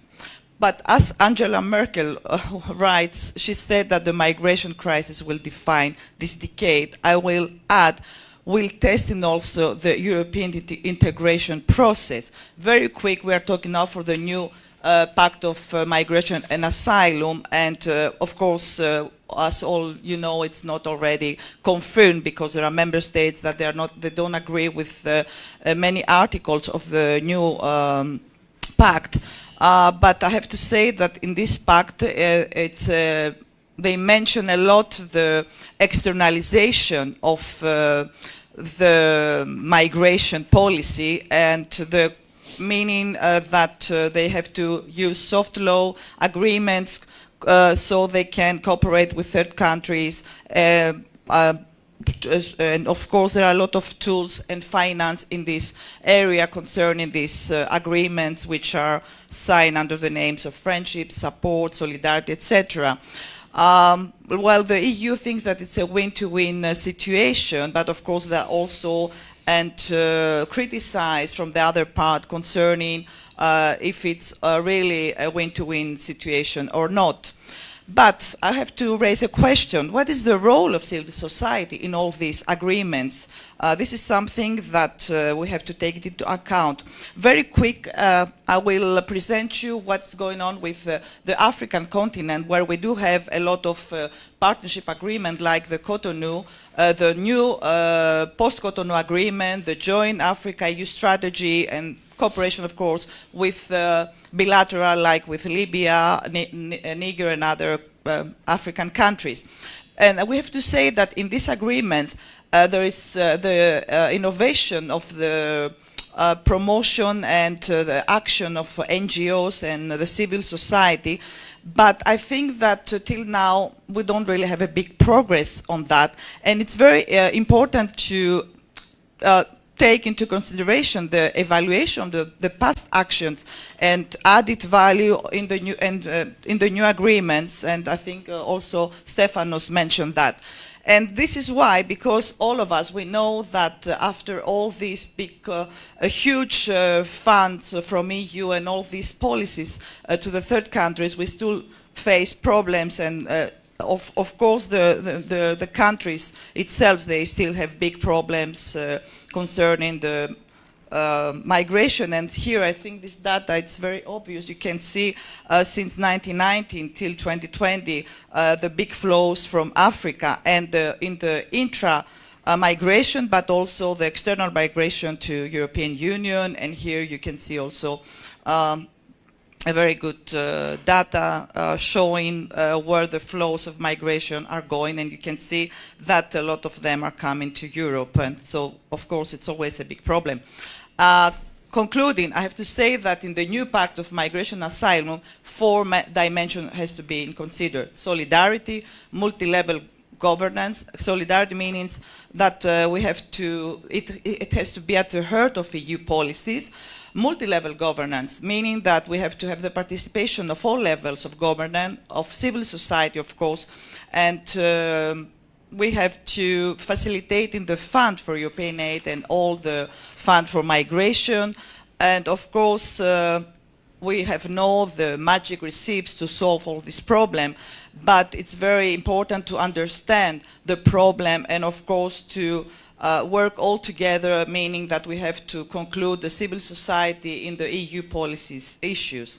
And of course, I think this image is very characteristic. I don't think that none of us want this. We don't want to send them back where we have fights, we have terrorism, we have conflicts, etc. Because I think with the migration policy, the basic values of the European acquis, like human rights, democracy, rule of law, should be at the center of EU migration policy. Thank you very much. How intricate, how difficult, and how tenuous all the discussions have all been since the beginning of the first movements. And I think you went back to the Syria crisis, and then you moved on to take us to where we are today, and with the principles that you insisted on: the solidarity, the multilateral approach, and the inclusion of civil society organization within this whole search for solution and the best approach, but all still remaining on the basis of values. And I think it's very, very important that we bear in mind all this. Now, we move on to Rudy Reyes, Director of De Broyage Centrum West from Belgium. And let me ask a question before you start your presentation. Is maybe you can give us a little bit of your conclusion or how you see the results of the policy followed by Belgium in terms of migration, integration, inclusion, if it has started. Yes, thank you very much. First of all, I should like to ask you to stand up for 1 minute. Because you have been sitting the whole time and you stretch yourself in all positions. You have this, okay. Authorization, I think, His Excellency, I could do that for at once, 1 minute, yeah. Absolutely, if you allow me to sit down. Yeah, of course. Okay, sit down, please. I see happy people, so I'm convinced I did probably a good thing. Okay, good afternoon, or good morning, because time is going very quickly. I hope you will accept that I'm going to talk in 2 languages, because many of the people coming from Belgium, they don't understand English that well. So I will probably do it in French and in English. I will try to be very practical. Today I have heard a lot of very beautiful theories. I recognize myself very much from the intervention of the Finland exposal. I think this is what we are thinking, and that's what we are doing nowadays. So the main question I was asked before coming here is, what do we do as NGOs in order to implement what the European government and our Belgian government is offering as a frame? Well, first of all, I should like to say you, if you will have, or if you want to have a good example of what we could do, come to see Basil. But unfortunately, he is not here. But I said, please come to see Basil, because he's giving us every time a very good idea and bringing people together, bringing different issues, bringing different thoughts together. I think this is very wonderful, because this will really help us to implement something which is and which remains very theoretical. This is a frame. What do we try to do in Belgium? Well, first of all, NGOs are a little bit special in Belgium. We don't have that much NGOs. We have a lot of organizations, but they are not considered as NGOs, because NGOs are very strict. So this gives us the possibility to be rather free in what we are doing according to the policies which are presented. And I will give you some small ideas today what we can do with people as belonging to an inclusive community. And I should like to ask Jérémy, j'aimerais bien demander Jérémy de venir à un petit moment ici. Donc Jérémy vient du Congo. Voilà, je l'avais promis que j'allais l'intervenir.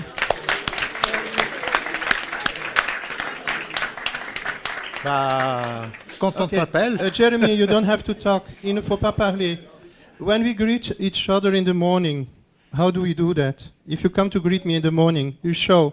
Quand tu viens me saluer le matin, comment tu le fais? Montre-le, montre-le. Alors, voilà. When my people come in the morning and they come to the center, then the first sign is a warm welcome. If we see people coming from abroad, and we don't see them as somebody different, but we see them as a part of our community, I think the first thing we have to do is to say wholeheartedly welcome and to show it. I had a very, very special experience lately. One of the boys of Rwanda came to me, Omidi, and he said, "You are so special in Central West." He was not talking about me, fortunately. But he said, "You are so special in Central West because it's the first place where I come." I could ask the question, where do you come from? Tu es d'où? Du Mali. I'm coming from Mali. What will be added value to know that he's from Mali, except the fact that he has a beautiful culture, and now the Mali culture, and it's wonderful and you need to discover it, but he's still a human being. We are all human beings, and the first fact is to say to people clearly, I consider you as a human being. I say you hello as I do it in my tradition. Normally in Belgium we are not that warm-hearted, but I learned that from Africans. So this is the first fact. A second element which I find very important in order to have to each one a place is housing first. This seems very stupid when I talk about it. Donc la première des choses qui est très important, c'est d'avoir un logement. And for everybody, not only for migrants, but for everybody. I don't know if you are aware, but we are a modern country. This is what they say about Belgium. They say we have all, but people are living on the street. And there is a mixture of all kinds of citizens living on the street. So if you want to include somebody in a society, and if we want to implicate and to implement the real actions bringing people at ease, I think the first thing we have to do is housing first. I could ask to these fellows, and I will do it, who had problems in order to find a house. I can ask it also to people from Sweden, I guess. I can ask it to people from Finland. There are people from Italy, from Spain. There are people from Rhodes. I will ask you the question, who had problems to find a house? Qui a eu des problèmes de trouver un logement? Bah, il ne faut pas avoir peur, hein? Donc don't be afraid. Qui a eu en Belgique aussi des problèmes? You see, well, we are talking about inclusion. We are talking about inclusion, and one of the basic rights is not available. The basic right of having a house, simply having a house. The third element I find very important is everything which is related towards education. Education is a basic right. Education on measure What do I mean? En mesure. What do I mean with that? Very often what is happening in Belgium, people come in, and what do? They bring them directly towards direction. Oh, okay, you don't speak the language, we will put you in a lower education. Sorry for the word, because every education is a good education, in the sense of education, but very often it is, okay, you come from there, I put you there immediately. Stamp on it, okay, we put it in a box, it's fixed, bye-bye, you can continue. Third element in that, second element is, I have a man working with me today, he is a doctor, and he came from the University of Casablanca in Morocco. I know this university very well, and they are really qualifying people. We have real good doctors coming from Casablanca. Well, he cannot be a doctor in Belgium, he can just be a nurse. I tell you very frankly, he can just be a nurse. So please, when we are talking about policies, and we are talking about inclusiveness, and we are talking about that we have all to be equal, but we start already to make the distinction when somebody is coming. I tell you, my doctor, my best doctor, is coming from Benin. And he doesn't consider me as a patient, he considers me as a human being, which is far a difference. If I come in the hospital, they will say, oh yes, you have this pathology. And then they will give me some terms, and I will be collapsed in my, oh, what is happening? And then when I see my doctor in Benin, he says, yeah, but you have a lot of stress, and it's related with this, it's related with this, it's related with this. And I'm much at ease. Fourth element, which is very important, please consider projects, considérez les projets des gens qui viennent. Consider the projects coming from those who want to be inclusive in the community. At the end, I hope we will find a film, the movie, we have a small movie. I hope to show what we are able to do together. Some people came in Centrum West. Enti, merhaba fi Centrum West. Kulshi Mazian Hunayak. Mazian, okay. Okay, she was with us in Centrum West. We did have a dialogue which is called the non-verbal dialogue. We were dancing, we were doing games of children, and everybody had his place in Centrum West. Anti Mutafika, Jedan. I asked her if she agrees, and she said yes. Another thing I should like to tell you very clearly is that we have to work also on the home countries. Il faut travailler avec les pays d'origine. I am, since a very long time, in touch with the western part of Africa. So we are talking about Togo, we are talking about Senegal, we are talking about Ivory Coast. If we want that something is changing in the mentality, we have to work with the home countries. And not we as the white men who are going to say there what we are going to do. No, we do it together with the people from here. And we try to co-construct something together with the people. For instance, in Benin, Cotonou, and in Comé, we have a sustainable project. We are working together since 6 years. This has nothing to see with one shot. Okay, I come to do some humanitarian shot, and then bye-bye, and okay. Africa, Cotonou, continue very well, we have done our job. This has no sense. The sense is that we do things together with the home country. Donc le sens, c'est qu'on fait des choses ensemble avec les pays d'origine et que ça reste dans une continuité. And the results are there. You will be probably surprised, but we had a first colleague from Benin coming into Centrum West in order to be a part of our team. Yeah, he is a part of our team. Fortunately, he found a housewife here. He found his wife here. This helped a little bit the process. But I tell you, this is very important. Then a sixth element I should like to tell you also, and then I will be shortening up. A sixth element which I find very important also is that we are not afraid to work under the radar. I don't know if the expression is existing in English. Je pense que de temps en temps, il faut aussi travailler en dessous du radar. And what do I mean with that? We are confronted with situations where we feel that not the sky is the limit, but the law is the limit. And of course, I can understand Stefanos and saying that there needs to be a frame and etc. but we remain human. I give you one concrete example I'm living. Many of the Moroccan refugees, they are not even refugees, many of the Moroccan immigrants coming in Belgium, they don't ask asylum. So what is happening? Very often they are minors. We need to take care, obligatory, until 18 years old, we need to take care of them. And then we say to you, hello, happy birthday, bye-bye. Oh. Yeah, this is what is literally happening. We say to you, hello, happy birthday, bye-bye. Because at the day they become 18, there is nothing anymore for them. And then they come in what we call illegal situations. For me, nobody is illegal. Nobody is illegal. The only thing is that he has no papers, that he has no document to prove that he can stay in the country. But for me, he's not illegal.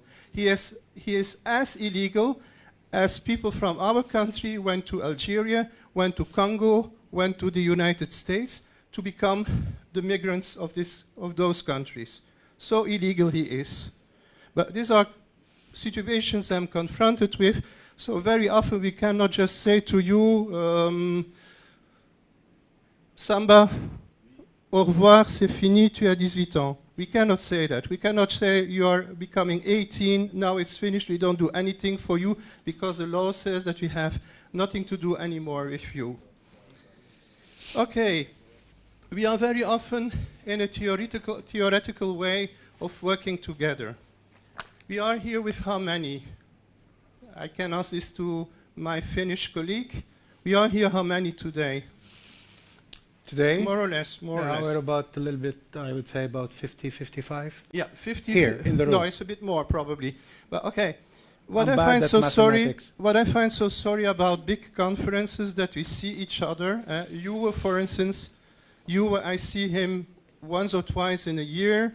And then Anna, I see her once and twice in a year, and then also once and twice in a year, and then it's finishing up. I should like to have an appeal for all of you today. And this is always what I try to underscore and to emphasize, is please do something together. We have a lot of competences here. I heard that some people have big university degrees. Some others have practical experience. I should like to invite you, especially you, His Excellency, Sir Ambassador, ahlan wa sahlan. I should like that we, out from this group, we build up a real project which makes the difference. And why? And why should I like to do that? Because I see that there is no equality in considering refugees. I have a lot of respect for what is happening in the Ukraine. Don't misunderstand me. But in my country, what is happening is you come from the Ukraine and immediately all doors are getting open. Okay, for me, no problem. But then we have to do the same for the other people coming from Yemen, where there is a war since many, many, many years. Then we have to do the same for people in Sudan, where we even don't know what is happening. Then we have to do the same for other countries where we even don't have any idea how big and tremendous things are happening.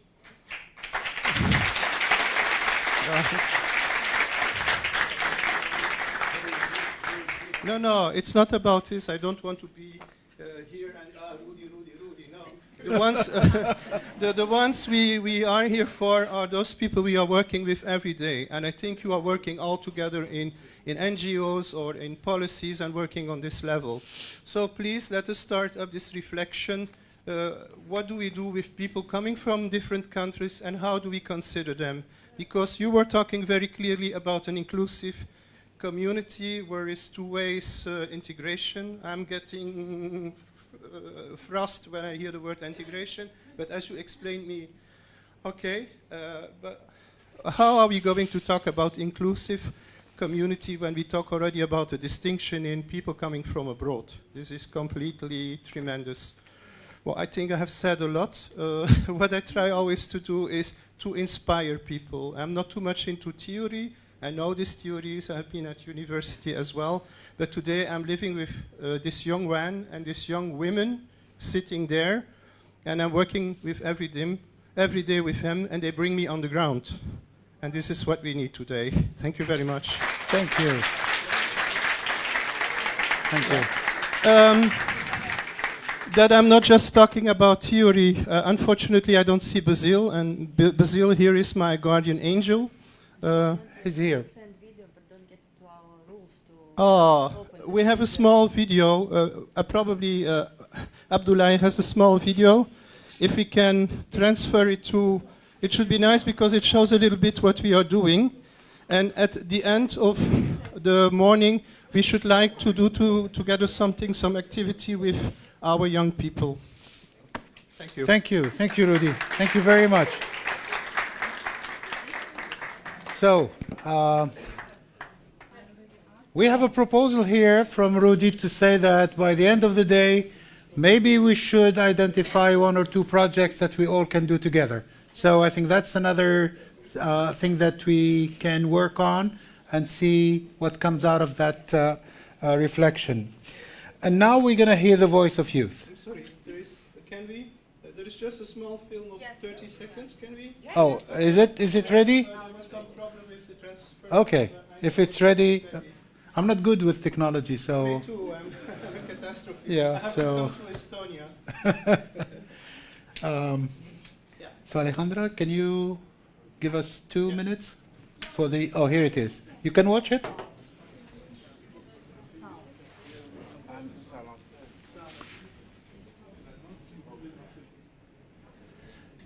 Oh, it's over there.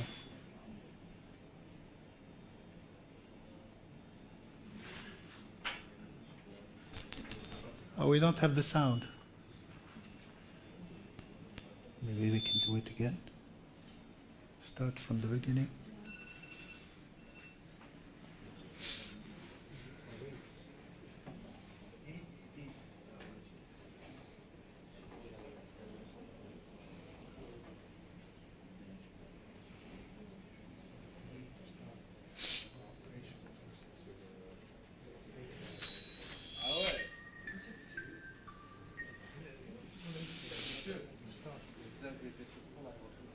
Pardon?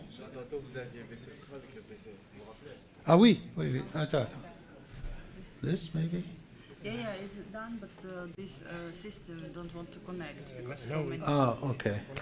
So, ça ne connecte pas avec le système général. Ouais.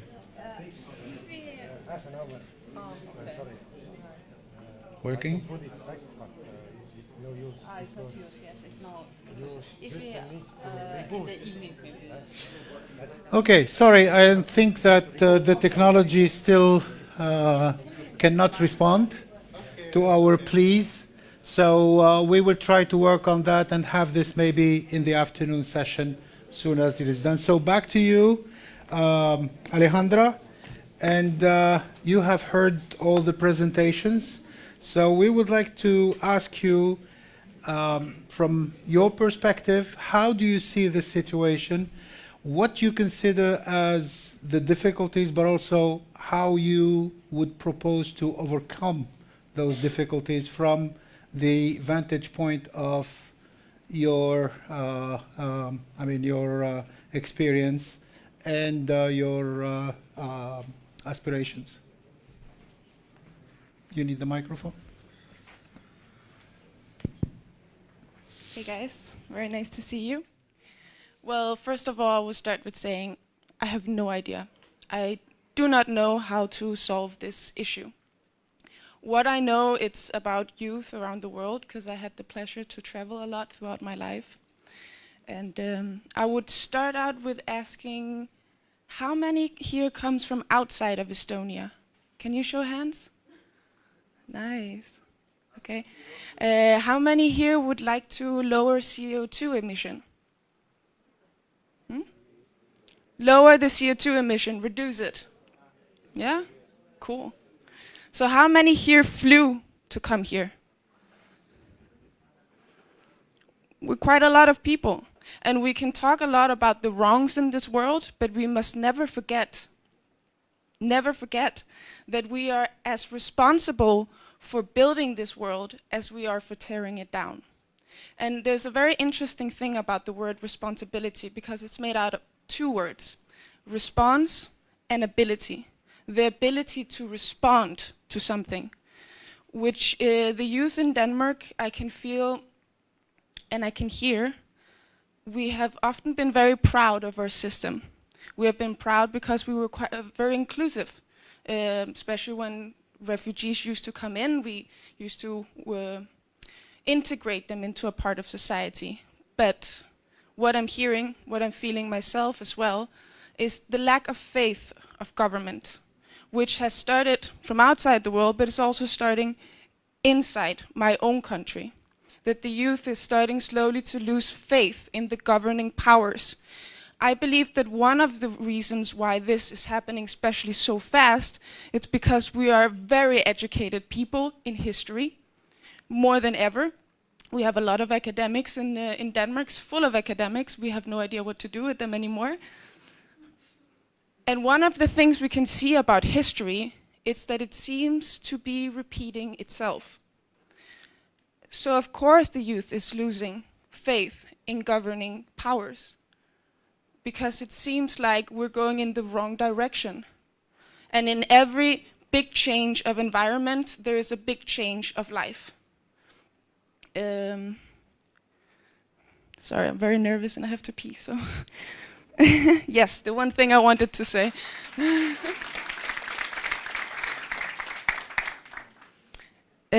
One of the ways that we can see that something is happening in the world is this, definitely with the refugee crisis.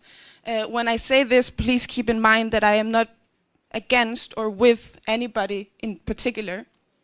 But when that is said, around something, what I read on Google at least, is that 31,000 Syrian refugees have arrived in Denmark since 2015. That number is probably much higher, but something like this. I have never ever seen a Syrian in Denmark. Never. First time I met a Syrian was in Finland when we went last winter.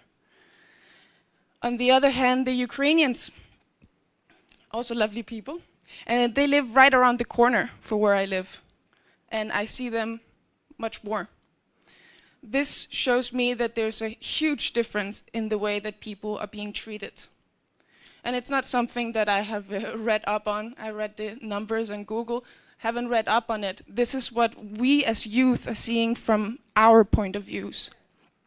But what doesn't make sense though is I can go down to the buffet over here and eat avocados and shrimps and things that comes from all around the world. Maybe I can even be in the presence of a fruit that comes from the region where I was born in Ecuador and not even know it. And yet it's like we separate things. We separate them so much that we stop seeing the origin for where they come from. And another thing that I have noticed about all of this refugee crisis and the wars is that we're also separating the wars. There is the war there, there is the war there, there's the war there. We don't see it at one overall change of environment. And what often happens when you change life completely is that there will always come extremes. And with the birth of technology, with the internet, with human rights, with gender rights, all of these things, they make extremes meet, is what I believe at least. And you see a lot of wars suddenly happening over all the world. And I love to look at it like how Tolkien describes it, the guy who wrote Lord of the Rings. He has yes, he's amazing. He has a very, very nice, very descriptive way of explaining evil as sort of big wings that come and sweep the land to darken it. That's how I see all of these wars are affecting us today. They're not separated, they're all connected. This demigration presentation that was there before, we were sitting 3 young people here looking at each other like, yes, yes, this is what we should do. It was an amazing presentation because it is all about stop, what's it called? To separate things. We can't do that anymore. We have said yes to traveling. We are traveling. So we have to respond to this ability of traveling and to continue developing in a sustainable way, of course. And I think that's it for me today. Thank you. Thank you. Thank you, Alejandra. It's really very kind of you, very nice. And I see the emotion and I see the commitment. Passion. The passion. Yes. So, no, thank you very much. So, actually, I have prepared some questions for our panel members, but I'm going to skip that to give you the opportunity to interact with them. So, the floor is yours. Any question, any comment, anything that you would like any one of our panel members to maybe try to give further information about anything? So, yes. Please introduce yourself to our panel members. I'm Michael Kavuklis. I'm the president of the House of Europe in Rhodes, Greece. Thank you very much all for your very nice positions. You really pointed out many interesting things. But I would like to state to Alejandra, sorry for that. I want to be provocative, not offensive, about youth. So most young people have the right to vote. And you said very passionately that your generation have lost more than any other the trust and faith to the political structure and how people decide. Why do you don't vote? Most young people doesn't vote in most of the European countries. And you have this power. And if most of the European countries at least have a democracy that is working. We don't have disputed results in the election. So if you actually vote, you can change things, you can change policies. Can you have a comment on that?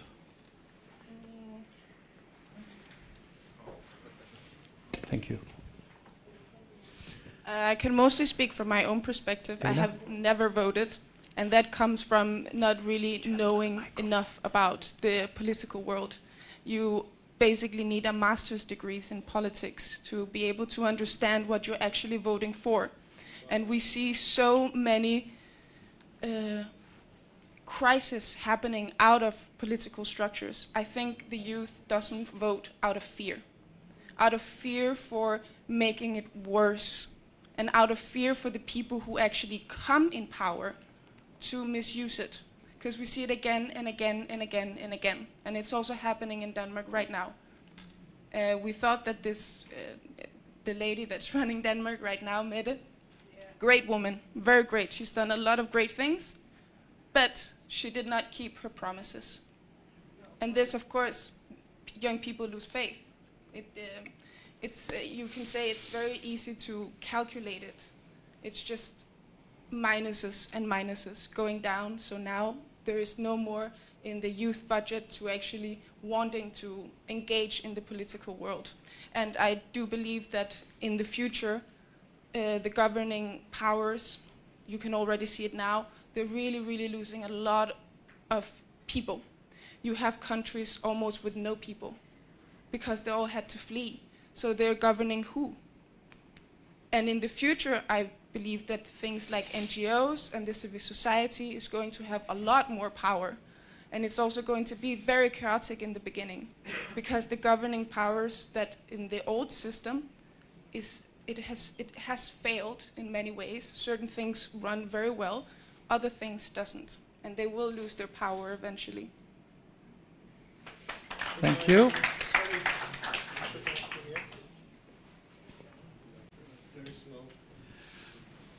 I want to be a bit opposite also to you, my dear friend from Rhodes. Do we really have a democracy? Do we really have democracy? I give you one example in Belgium. In Belgium, we are obliged to go for elections. Well, whatever you vote, it's okay. But we have, for the moment, most of the ministers who haven't been elected directly. It has been the decision of a party. Where is the democracy in it? No. I see a lot of reactions in Belgium right now coming to that point, and then I will stop because others have questions. People reacting, but I didn't elect these people. So in Belgium we elect a party, and even in between Brexit, for instance, we have a prime minister. He's coming from a minority party, and because they put together all kinds of coalitions in Belgium, they are favorite of that. We have the Vivaldi, and we have the Swedish, and we have I think very soon we will have the Estonian one. I'm almost sure about it, or the Egyptian one. I don't know, but where is the democracy? I think this is one of the main issues we have to discuss in the coming years. Thank you. Thank you. Thank you, Mihaly, for this provocative question. Well, unfortunately, I won't agree with you, both of you, because, of course, there is a lack of democracy in many countries, but that doesn't mean that we don't have democracy in European countries, first of all. And this is why we want to be part of European Union, because of all this value and, of course, democracy, rule of law. I don't want to be really optimist, telling that everything is nice, and of course I'm not living in a fairy tale. I know that we face problems, but I think that you, the young people, you have to participate in this procedure. You have to be part of politics. So then you have to change. I'm not young, that's why I'm talking to the young people. I'm 54, sorry. So I think that you are the ones that you will make the change in all this. Lack of democracy, okay, let's agree that we do face. All these, the way that the governments are taking decisions, and this is what we want to change also. And I'm sure that you had followed all this debate for the future of Europe, and the first thing that it was mentioned, and I think that this weekend we will have the first, how to say, reports from Commission. It's that, of course, we have to work on this lack of democracy. How can we do that? We have the involvement of civil societies, and that's why we are here, but not in a rhetoric and in an argument way of things. We have to work, we have to be part of this. We don't have to decline politics, because then what? Someone mentioned that history is repeated. So then we have to remind what the past. We have to remember why we created European Union. What happened then? Why did we face these two world wars in Europe? So I want to tell you that being out of this framework, it's not really a solution. We have to be part of this framework. We have to work all together for a better world. And I'm sure that we can do it if we collaborate in all the levels, in local levels, regional levels, national levels, European, international levels, between all different, how do we say, different aspects of politics. But we have to work all together. This is my point of view. Thank you.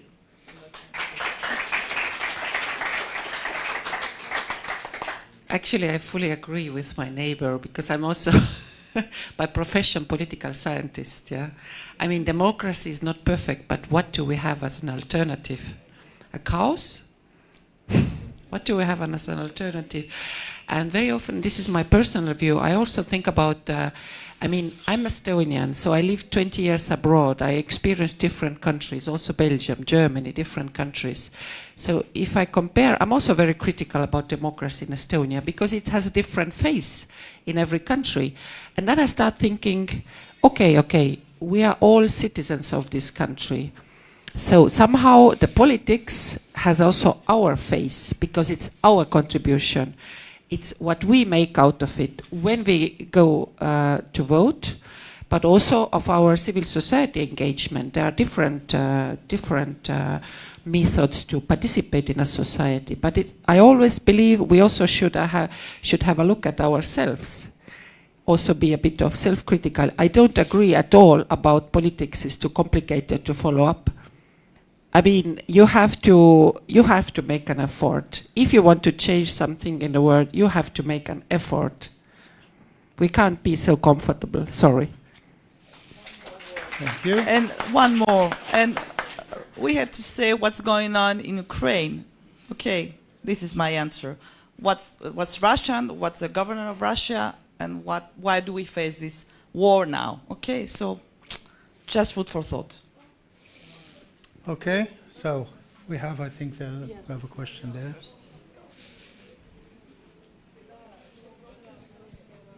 Good afternoon. My name is German. I'm 16, and I wanna touch on a priority topic for me. And today's situation in Ukraine is terrible, and we should help them that Ukraine defend its independence. But I born in Estonia, and my native language is Russian, and because of it, I have bullied in society. I think that is terrible. It's not a solved problem, and as was seen in presentation, we're all are the same. And who can help me, or how can I protect myself from that? Thank you.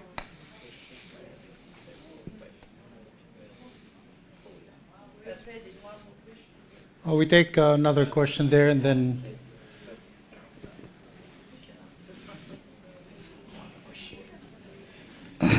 Thank you, Mr. Ambassador. Our ladies and gentlemen, and my name is Mirza Rahim. I am from Tajikistan, but currently living in Lithuania. I think my English not very good, but my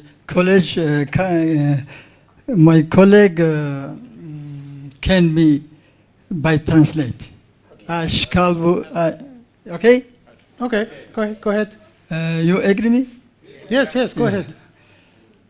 ببین اکرم یوسف مثال اون خانم دیدی که صدای سخن اون وادار کرد که من باید صحبت خدمت بکنم و درد خدمت برای جامعه‌ای که امروز در اروپا قرار داریم برسونم. The speech of the second lady who is sitting in the panel discussion made me to speak out and to say about the problem I have and I feel today. ببینید ما در یک کشور دموکراتی زندگی میکنیم ولی ما امروز با چشم دیده ایستادیم که یعنی که حکومتداران مردم اروپایی با کشورهای دیکتاتوری مکاتبه میکنند. We live today in a democracy in Europe and I see and I witness that the European countries who are considered to be democratic still they are cooperating with dictatorship regimes. من مثال عادی میارم گپ زیاد نمیکنم چون ببینید یک نفر بود یک جوان به نام حزب الله شاهولی زاده که او را از اصل دپورت کردن به تاجیکستان. ما رفتیم جامعه شهروندی وقتی که شنیدیم که اونا میخوان دپورت کنن جامعه شهروندی اومد در استرالیا و دعوا کرد که شما حق ندارید این جوان را دپورت کنید به تاجیکستان چون که این مخالف قانونی حکومت است و این یا اینو مرگ تهدید میکند یا که زندانی طولانی در زندان. We had a Tajik citizen in Austria who were asking for asylum. Hizbullah Shawali Zoda. But the Austrian government decided to deport him to back to Tajikistan. And as civil society representatives, we went there and demanded from Austrian government not to do that because the person may face torture or long imprisonment. من نمیدونم برای چی حکومت‌های اروپایی به سخن‌های جامعه شهروندی گوش نمیدهند. I don't know why European governments, let's say authorities, did not listen to civil society. چون وقتی که ما گفتیم که رویش کردن و اون نفر رو 20 years 20 سال زندانی کردن. At the very end, the guy was deported and he was imprisoned in Tajikistan for 20 years. مکاتبه خوب است ولی که با گپ ما هم گوش میدن چون که جامعه شهروندی ارتباط یک پول است با حکومتدارانی که در همون کشور زندگی میکنند. It would be very nice if, for example, European governments or authorities listen also to civil society, let's say representatives who are refugees and who also demand from them, ask for them to do something. So there is, civil society is like a bridge between population and government. تشکر برای دقتتون. Thank you very much. Okay, thank you. All right, so who wants to take first? Oh, we have another one? Okay. Now we take your question and we have to close. We're given an opportunity for the panelists to answer. Hello everybody, my name is Nico and I'm coming from Denmark and working at a refugee center. And actually I asked this question the other day and talked a little bit about it with the ambassador. But what I'm thinking about is, you know, we talk a lot about, you know, my generation. We need to be educated in a lot of things that you said actually, and I really agree. But what I see, you know, in Denmark and all around the world actually, it's not my generation yet that is into the politics. And that generation before me and some of them, they don't engage with people from other cultures as much as my generation do, you know. And they are right now the people that actually can make the changes. But they don't engage as much. And in Denmark, I heard an interview about a politician that was asked if she had ever spent time with a person from another culture, and she said no. But then again, she has a lot of beliefs and a lot of opinions about how the Danish system should look like, whether we should have, you know, immigrants or not. So my question is, and it's not only for you, but it's actually for everybody, what idea you have to, you know, change their mind, because they are the ones who can actually make a change. Indeed. And not to oblige, like any ideas how to attract? Yeah, and actually how to engage with exactly, you know, how to make them, you know, believe as much as our generation do, that, you know, every human are equal, you know. Yeah. We are all, and we don't focus to the differences, that we can have dialogue, that we can live together, that we can stay together, even that we can play together. So this is what I want to give you in a rather mid-term and long-term solution. On the other hand, I say, please protect yourself. And if you don't feel at ease, if you don't feel safe, I think you need to think about a place where you can be safe, because I find that every human mankind, without exception, has the right to have, I don't say a comfortable life, but at least what we say, a decent life, as we say in French, une vie paisible. This means that you can live at ease where you are. This is a basic right for me, and I'm striving for that every day. Thank you. All right. I totally agree with you. Please try to Yeah, also go into the other questions. I will answer only one question, because I also personally I felt addressed by this young man there, because I mean, it is basically the same question now. Why do we treat different nationalities differently? Yeah, but the question, of course, is addressed at the national level here in Estonia. And if I personally could give one advice to Estonian government now, is make everything what is possible to give our Russian minority the feeling that you are not less important than the Ukrainians. Even if we feel now we feel with those people who are fleeing this war, and because it's a big tragedy, because we all feel with them. But still, I have so much sympathy for people like this young guy, Russian speaking, who are so well integrated here, and who want to be part of the society. So if I could advise the government, this is what I would say. Thank you. All right. Yes, I would answer Please. Well, thank you very much for this question. It was very enlightening, because I didn't have the time to present all the measures that EU is taking in this cooperation with third countries. But I have to tell you this, that nowadays it's very obvious that there are the sanctions, we have the conditionalities from EU, meaning that when we have countries with dictators and countries where there is no rule of law, then they stop the finance of these countries. So in this, let's say, trying to democratize and to not try to punish these countries because of this regime. But concerning why they don't listen the civil society, this is a big question, and that's why we are here. And as I mentioned in my very quick presentation, is that yes, civil societies, they are part of the new migration pact, but are they really in action? Well, as we realize, they are not really in actions. That means they don't take in consideration their movements and all the statements of the civil society. So this is one very main issue that we have to discuss concerning the new pact of migration and the civil society involvement. Thank you very much. Thank you. Okay. I should like to react on your question, and I should like to give a reaction which I couldn't give because we needed to stop. I have nothing against politics. This is what I wanted to tell at the beginning. The only thing I should like is that we are more critical about things and that we reflect how politics can be different.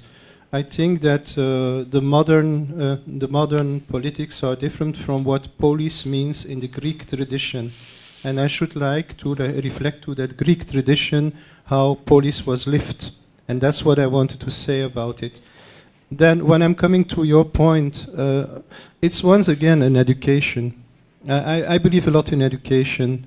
And I believe also in bringing people living in an Ivorian tower back to the ground. Because very often, and it's not a reproach, it's just what I see. Very often what is happening, once you are at a certain level, once you are in a certain position, it is not always that easy to be very close to what is happening on basic life. That's the reason why I decided not to be a politician in the sense of political work, but we are doing political work, we are sensibilizing. So I think that we have to talk a lot with our politicians and to bring them to the reality. And this is what we have, for instance, in Flanders. They all know them. We have some politicians interested in what is happening with these young people. Donc je disais qu'en Flandre, on a quelques politiciens qui sont intéressés et qui viennent nous voir. And you see the difference in their way of governing because they are closely related with the basic life of those young people.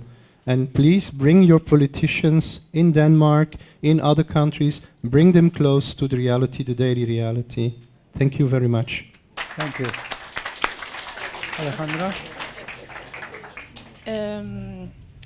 When it comes to youth and politics, I can sound very rough around the edges when it comes to politics. And I think a lot of young people in Denmark can be very rough around the edges when we talk directly about it. But when we are actually socializing with each other, we do speak lots about social life, political structures. In the end, it's very separated from actually voting.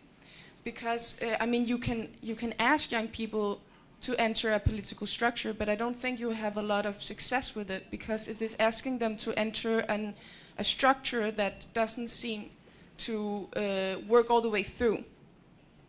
So it's not because politics doesn't work at all, but because the world has changed. For example, a lot of young people, or just people in general, are going to the cities. So local governments needs to be changed as well because there's not a lot of locals to actually make anything up for it. So I think it's stuff like this we need to change. The whole idea of a small elite of people dealing with a mass crowd is also, sorry to say it so roughly, but it's absurd. It doesn't work in the long run. We're becoming more and more people, but we're still a tiny, small handful of, again, elite people that keeps running the political world. So one of my suggestions was to remove some of the glamour from the politicians in the end. In Denmark, you earn a lot of money by being a politician, and we have so many different cases with politicians doing all kind of silly stuff with money and you know, not really living up to their promises, and this is what is reflecting on the youth. We would love to be more into politics, but not how it stands today. It needs to be updated. Thank you. We have time for one question, so I'm going to ask you please to make it in less than 15 seconds, so we can have 4 minutes for the panel to answer it. Thank you so much.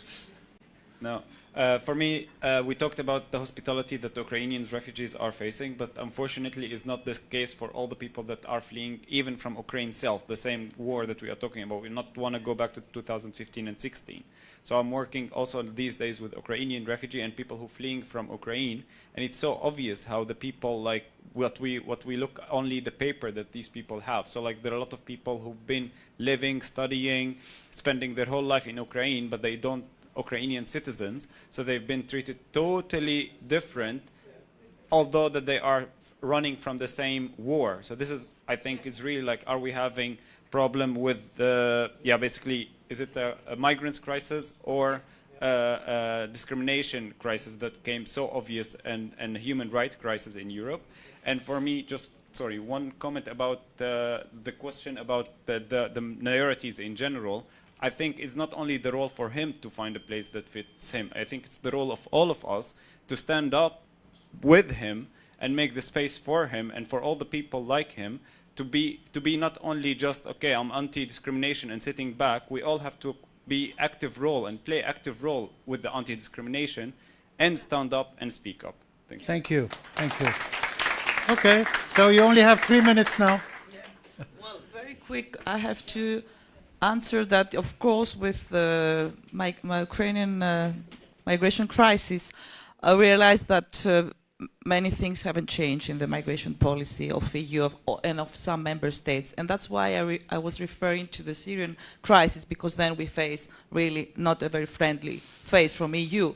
But this discrimination, it's a part of what we have to do in the new pact of asylum and migration, meaning that we don't need an a la carte migration policy. Okay, this is a problem. So this is why we have to have a common policy of migration and asylum. This is the point, and this is what we have to, all the member states have to decide. And as you do know, there are member states that they refuse to accept many articles of the new pact. And this is a problem. So let's pray and let's hope that things will change and that we will have a common migration policy with no discrimination in that level. Thank you. Jana, would you like to say something? Because I think, yes, yeah. Because it was an EU question, if you want so. So I fully agree. So we see it the same way, and the Commission has clearly recommended and told member states to implement the temporary protection directive as to protect also those other country nationals fleeing from Ukraine. This is very clear. So we are in line with the UN Refugees Agency with that. What we observe, unfortunately, that member states, even in Estonia, they don't pay attention. So they are often trying to do the minimum, because, so I fully agree with that point. Thank you. Okay. Last comment? No, may I propose something completely else? Yeah, we have some young people and they are very, they will go and move. They should like to let you move a little bit. Is it possible? Is that possible? So please, guys, stand up. We are going to dance and improvise. Well, but before we stand up, I think I would like to ask you to give a big hand of applause to our panelists, and we thank them for their contribution. Possible? It's possible? Yeah. 1 minute of dancing and moving on some music. They can do it. Thank you very much. And after you dance, you can go for coffee. Yeah.